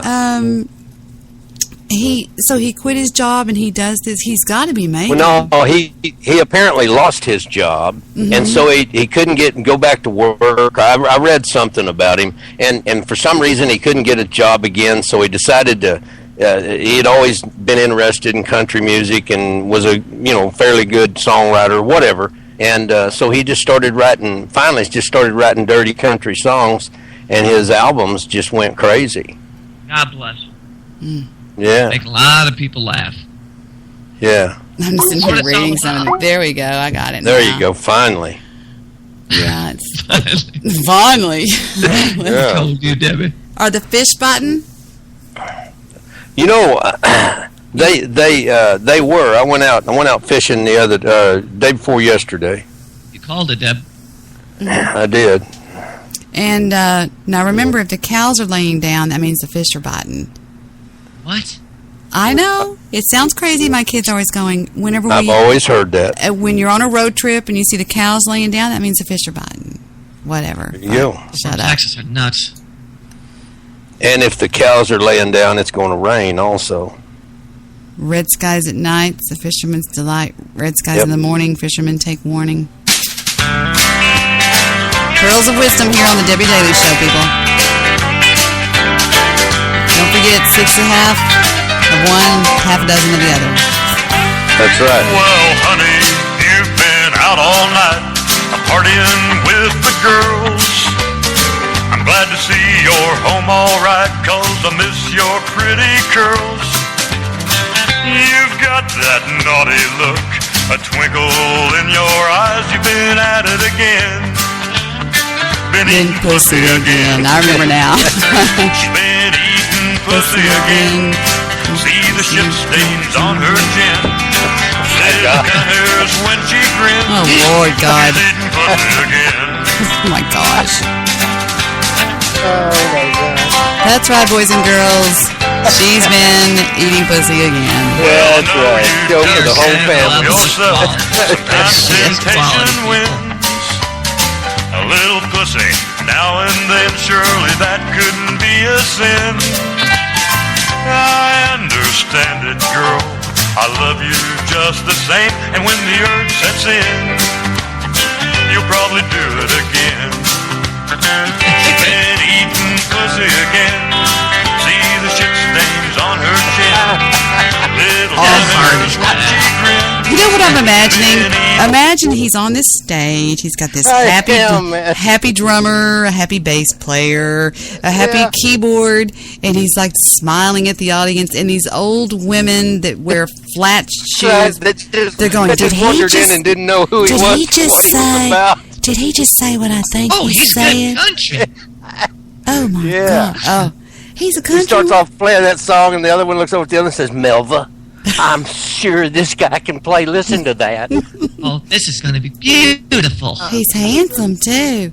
Good looking man. We can dance. They're dancing too. Oh, let's start dancing. Shit on her chin. Shit stains. What did he say? Shit stains on her chin. Martha, we have to leave. This is the devil's music. Oh God. Lester, he can laugh. I played that drop of you in the brothel.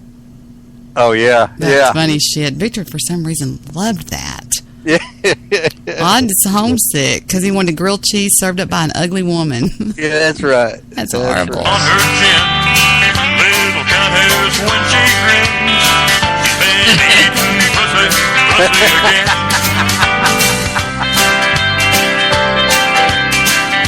You know, or the guy's got a sit-in bass player.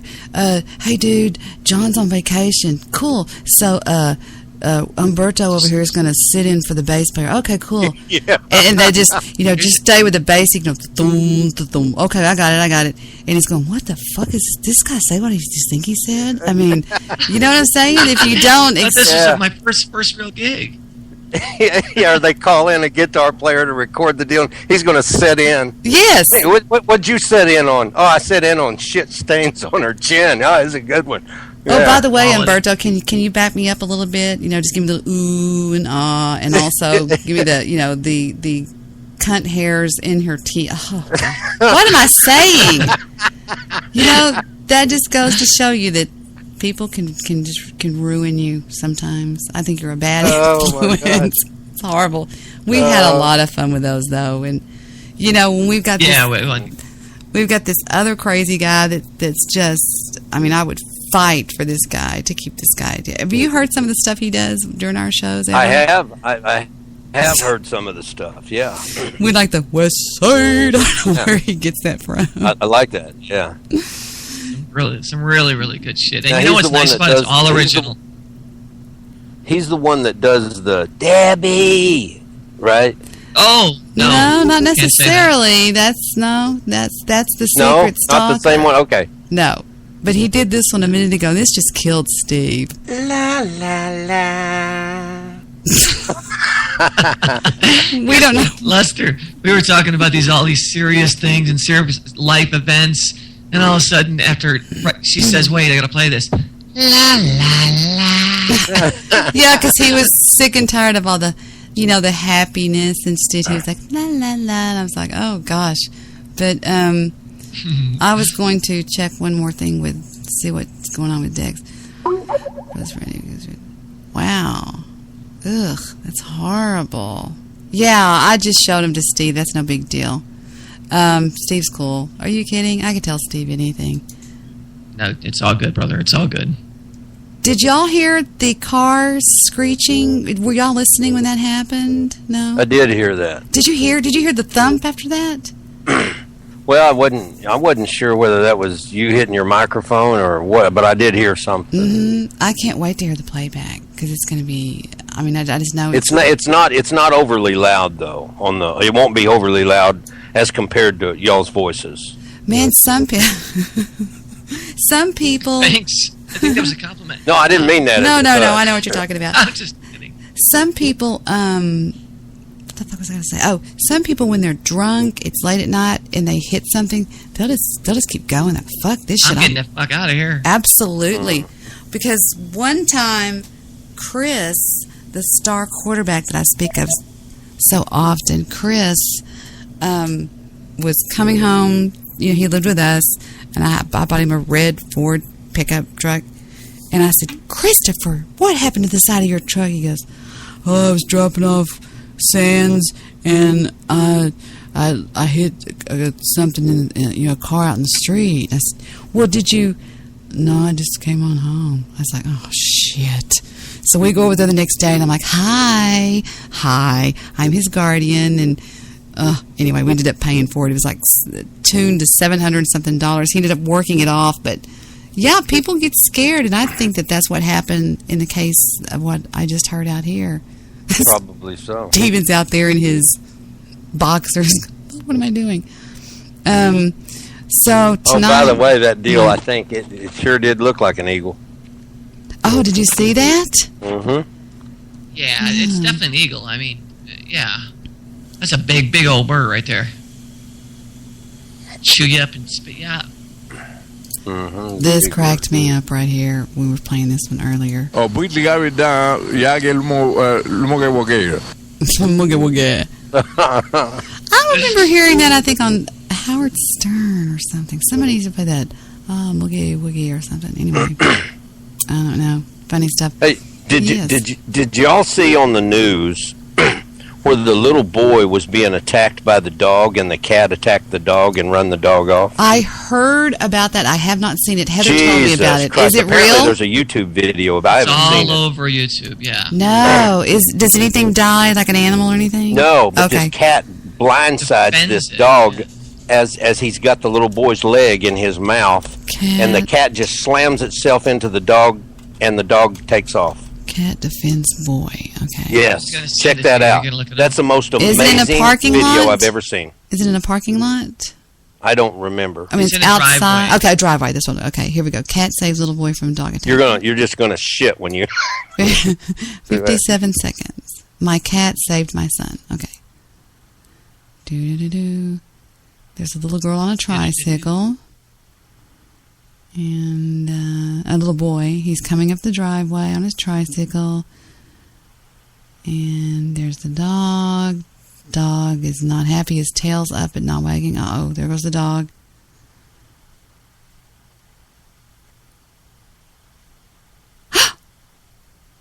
Is that the most amazing thing you've ever seen in your life? Oh, hail to the yeah. Get out of there, piece of shit. Oh, this is... I hope the little boy was okay. Yeah, he's fine. He got up. He's crying. Bless his Is that sweet- crazy or what? Oh, that's horrible. But that cat actually made a deliberate move. Look at that boo-boo. Did y'all see the Yeah. boo-boo? Yeah, yeah. God, that cat is amazing. I want to own that cat. The They fucking showed it dog, on though. the- I want to destroy the dog.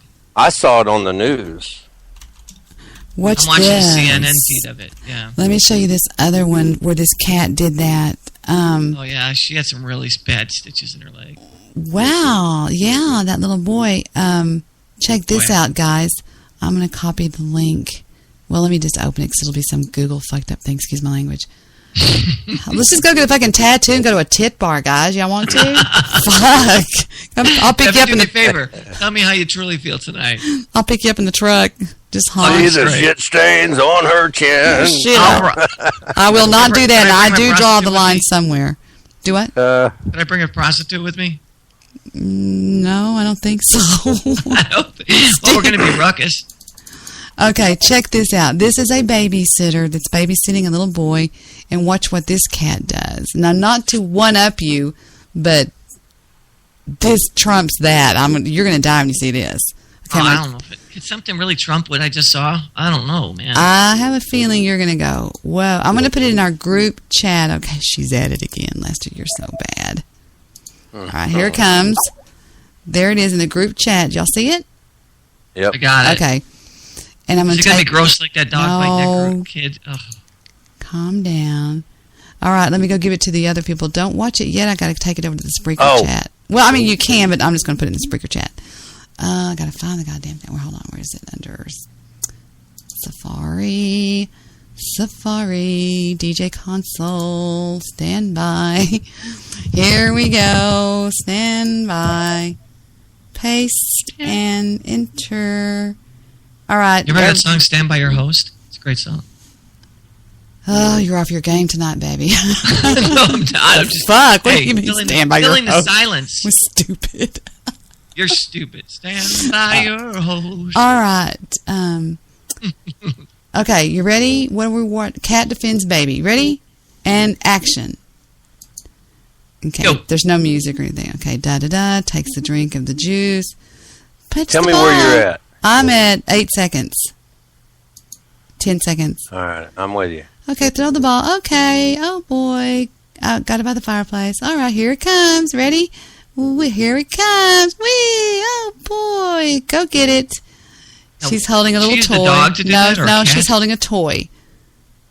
Oh. Now watch what happens. Oh, go get the ball over there. Okay, go up by the plant. She picks up something, puts it up there. He's playing with the little doll. The doll's like, throw it to the doll.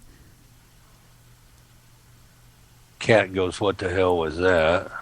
Now the cat comes out of the other room.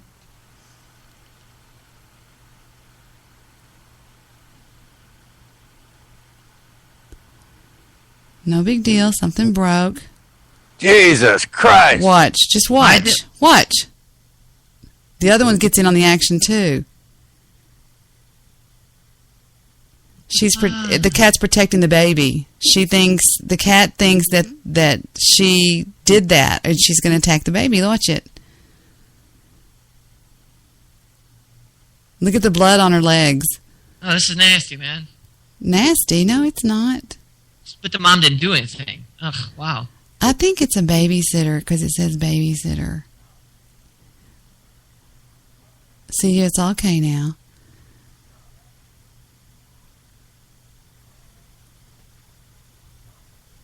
No, it's not. She's trying to protect the baby, yeah. She picked up the kid. That cat bit her right there on her leg. Yes, it did. Oh, did you see that bite? Cats bite and it hurts. Oh. Yeah. So what'd y'all think about that, huh? Pretty cool, huh? Wow. I don't know. I have a just hard time. I understand that cat was protecting the baby, but if I was the babysitter, I'm sorry, I'd have to kick the shit out of that cat. I'd kill the cat. I would kill the cat. I would. Oh, my God. Never harm an animal, but if it was going to do that, what would it be capable of doing next time? I would have to kill it. I don't know about all that. I just know when you're trying to get away, you're trying to get away, right? Yeah, and a cat is like pulling ceiling stuff off you. what am I? I feel like I'm drunk. So stealing stuff. Debbie's driving. No, but I'm like, you can't get them off. You're like, get the fuck off of me. A dog you can kick, just kind of walk off. Of course, It's like Velcro, man. They're just yeah, that's what I'm saying. They've got all these claws that are like hooks. I got something for you to play every time you feel like you can't speak. What? Here, hang on just a minute. It's just a short little hooby dooby that you just play that and it'll snap you right back. It's just like 3 seconds. Here, hang on. It's a hooby dooby. Yes, it is. Yeah, it's a thingamajig. It's a whatchamacallit. It's fucking hooby dooby. It's a fucking hooby dooby. That's right. Wait a minute. Use that tomorrow. I'll be at work tomorrow. Hey, Bob, hand me that hooby dooby. Give me that thingamajig. That whatchamacallit. Do. I've got roast waiting in the kitchen. Wait a minute. It's 2 o'clock. It's 2 o'clock. Oh, Lester, I made a roast. The Victor said, I love you, Debbie. I mean, I love roast. I cooked it to where it just tears apart with a fork. Oh yeah, that's with A1 sauce drizzled all over it, and I have to put a whole lot of potatoes because that's all Heather eats, and they're those roasted potatoes, and they're all. I leave the skins on, and they kind of curl up on the ends because they're so done. Nice. My mouth is watering. Yeah, and there goes the nails. Because I'm hungry and I'm tired of smoking. Good. Isn't that the nicest teet instead of that on Skype? Yeah. What is that? That is my Skype going, somebody sending me a Skype message. Oh, okay. Well, I was going to send you that, but I guess I'm not because I can't find it. Oh, but I do have something to send you. Are you there? Screaming I'm right here. I was reading something. Okay. Seriously wrong time for bigotry and harassment. Steve. Yeah, let me do this. Here he comes. I'll give you. Steve, can I give Doodlebug your Skype? Yeah. Okay. It's just real simple. It's Steve Rush. I mean, it's just like his name. Steve.Rush 19. It is? That's not what I have. That's what it's showing me. Steve's lying his ass off. Just there send. You go. Oh, okay. Yeah, I already got it. So. Did you get his? He wants to hook up with you on Skype. Through have him resend it, please. Resend it one more time. Steve. Right. It's just Steve Space Rush is what I've got. But then I'm just. You're right. You're right. I'm sorry. Where is it, Lester Pops? Is it in the group chat? Oh, I put it. I'm sorry. I put it in the group chat. Yeah. Don't do that. We have a little private chat thing. I know. Damn it. Fuck. Okay. A wise man and a fish. All right. If I get tongue-tied guys out there, or if y'all, it's a free download. Well, this wasn't the one I thought it was. See, I was going to send you the boat movie one, but I can't find it. Damn it! But this will help regardless. This will help anyway. It's just you just whatever. I can't stop singing that song. She got things on her chin. Yeah. I can't. I wonder what it means when you're a person like me that gets a song stuck in her head and they cannot stop singing it. Does it smell like fish? Oh, don't do that. Don't say it. Shh. Don't say it. Oh, and I have one more for you right there. There's 2 of them. I actually sang a song all day mowing the lawns and stuff to where I was out there just putting on a concerto in the front yard at one point. Okay, here we go. A wise man and a fish. Mr. Fortune Cookie. Yeah. A wise man. Oh, it's Lester Bartholomew Jones. That's right. That would be me, a wise man, right? Me. Okay. A wise man once said, "Give a man a fish and he will eat for the day. Teach a man how to fish, and if he's anything like the people I know, he'll sit in a boat all day and drink beer." Right, That's a fact. It's got the old "that's a fact" on the end. Then there's one more for you. I'm going to keep that. I like that. That's going to go on the show. That's pleasant. There's one more for you there, right under that one. Pleasant and factual. Stephen, that's pleasant and factual. Yeah. Sometimes I miss drunk Steve. No, I'm joking. That was Listen to me. You know what I mean? Let me. Hey, can I? Is it okay if I ask Steve a question? Oh, stop it. Yeah. Okay, no, yeah. No. Have you paid? Did you pay? Did you pay through PayPal? I don't want to upset you, but I noticed you guys were talking about something, and you said that if a movie was on when you were married, that you couldn't even watch the sex scenes. Yeah, like let's say a guy and girl are kind of like, you know, an R-rated movie, regular HBO stuff. Yeah, sex scene goes on, and she would get pissed off. Like if the girl was hot and I was enjoying it, and then she'd say, "You want to do her, right?" You like her, don't you? You're doing that. Yep. Heard that all the time. Well, okay. I'm the kind of chick that turns why the porn would you on. tolerate that more than the first time that That's happened? what I asked him. I stopped watching. We never watched. No. I'm not talking about stopping watching movies. Why didn't you tell her to get some fucking sense and grow up? Oh, we screamed about it all the time. It was insane. You can't. But in the end, you quit watching the movies. With her, okay, I still watched them. Oh, okay. I didn't do it with her. I wasn't trying to give you a hard time, but no, you know, I just listened to that and I thought, what in the world? That'd last about 15 seconds. Yeah, no. I just wouldn't do that with her again. Lester would bitch slap her. No, I wouldn't do that. I'm joking, but still, try that one I just sent you. See what you think of that. Squirrel nuts? Squirrely nuts? Yes. Okay, here we go. Sweet pussy again. There's Debbie. And that is, you know, Bud, if you look in the animal world, there's a lot of animals that do some strange things, but there's reason for that. Like, for example, the sidewinder snake travels sideways because its muscle structure runs sideways instead of the length of the snake. Mm-hmm. You know, and the crab. This is education. Yes, here. It is. Turn it up, people. Turn it up. It is. Crabs, they walk sideways on the beach, right? Mm-hmm. Why do you suppose squirrels swim on their back? I don't know. Well, to keep their nuts dry. Why else? Shit. That's you need to have a little timpione around you at all times. Yeah, there you go. Something's just come over. The last come over for the night from the boss man, the big boss man. And did you and Dexter hook up? I need him to send that again. You have to send your request again because for some reason it did not come through. All right, and let's go to the boss over here and see what we got. Excuse me. Oh, this looks like it's going to be bad. It's got the word Lester in it. Oh, man. Oh, man. You busted, buddy. Oh, thank you, one man. He actually said cat defense against babysitter. How sweet. Oh, I disagree. Hold on just a second. I have to say something to my stomach. Hold on, guys. I'm coming. Guys. It's going, would you please send some fucking roast down You only here? have one stomach. We've been smelling the roast all day, Debbie. Come on. Yeah. What? I guess I said guys. That was kind of stupid. I had little stomach creatures that live in my stomach, I guess, are going, help, help.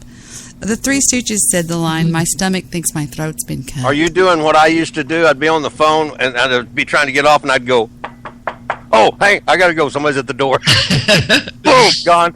Oh, I know. He always makes the phone ring. And one time I go, Lester, you don't have to do that, you dumb son of a... I've never done that. One time, Guy Shay called and goes, hello, did you need me? And I thought, oh, fuck. He even texted Guy to call. Here we go. Funny. This is called Funny. He who writes on shithouse walls rolls their shit in little balls. Who reads those little words of wit eats those little balls of shit. Balls of shit. Oh, well, you and Lester seem to have something in common. It's called wisdom. I do know that. You know, wisdom is something that is shared equally among the wise. Mm-hmm. That's a wise thing to say. Yes. And there's not a tacky tagline about dicks or balls. No. Really? No. There's no shit stains on anybody's chin. It's beautiful. You know, and I had just about forgot about that song. So the last drop we have for today comes from us. Comes from none other than right here. Take it away. Give me that thingamajig. Cooked it. Oh yeah, that's. Cooked it. Oh yeah, that's. Cooked it. Oh yeah. Stop it. That's with Matilda. Cooked it. Oh yeah. Matilda. That's. Chuck. God damn it, Matilda. Oh yeah, that's. You and Jewish producer. Oh, that's funny. Oh my God! With that, saying goodnight for the evening, Lester. It's been a pleasure having you on the show. It's always. I a pleasure. appreciate you having me. No, Always, we buddy, appreciate you. Help us help you. Wait a minute. I feel like I'm at Walmart. I did not know that there. Did you say you feel like you're at Walmart? Help us help you. Now remember, Lester, to pay the lady on the way out, and if we please you, tell others, and if we don't, then just don't fucking come back, okay? We could give a fuck. Jesus. All righty. Wait a minute, we have one last one. This is called Debbie and Steve at the end. Because you'd like to be nailing her like what the? Did you just say that out loud, Steve? Or was that the thing? That was a recording, but it's really loud. Oh, okay. Let me turn down then. But you said something really tacky. I was going, what? Hold on. That didn't fit. Let's start this over again. Here we go. This ought to be funny. They're always good. Because you'd like to be nailing her like what the F, you know? So I stayed in it until that. When I knew it was coming, when I got to her, she left open. It gave explicit detail of what she was actually doing. Oh, I love doing it donkey style. Oh, my God. Oh, my God. People, I love my friends. I don't know. That was good. I'm not playing anymore, but it's just going to get worse. There's about... Oh, that was hilarious. Damn, Debbie, how dare you? We'll rename that. You need to rename that clip Donkey Deb. Oh, my God. Donkey Deb. I hate you all. Please, all of you, go away so I can eat roast. Okay, I'm joking. I'm going to get out of here. Steve, we'll see you later, buddy. Good night. All right, my friend. I'll talk to you soon. Good night. And good night from NBC News. Good night, Steve. Good night, Deb. Good night, everybody. Good night, roast. I'm coming to eat you.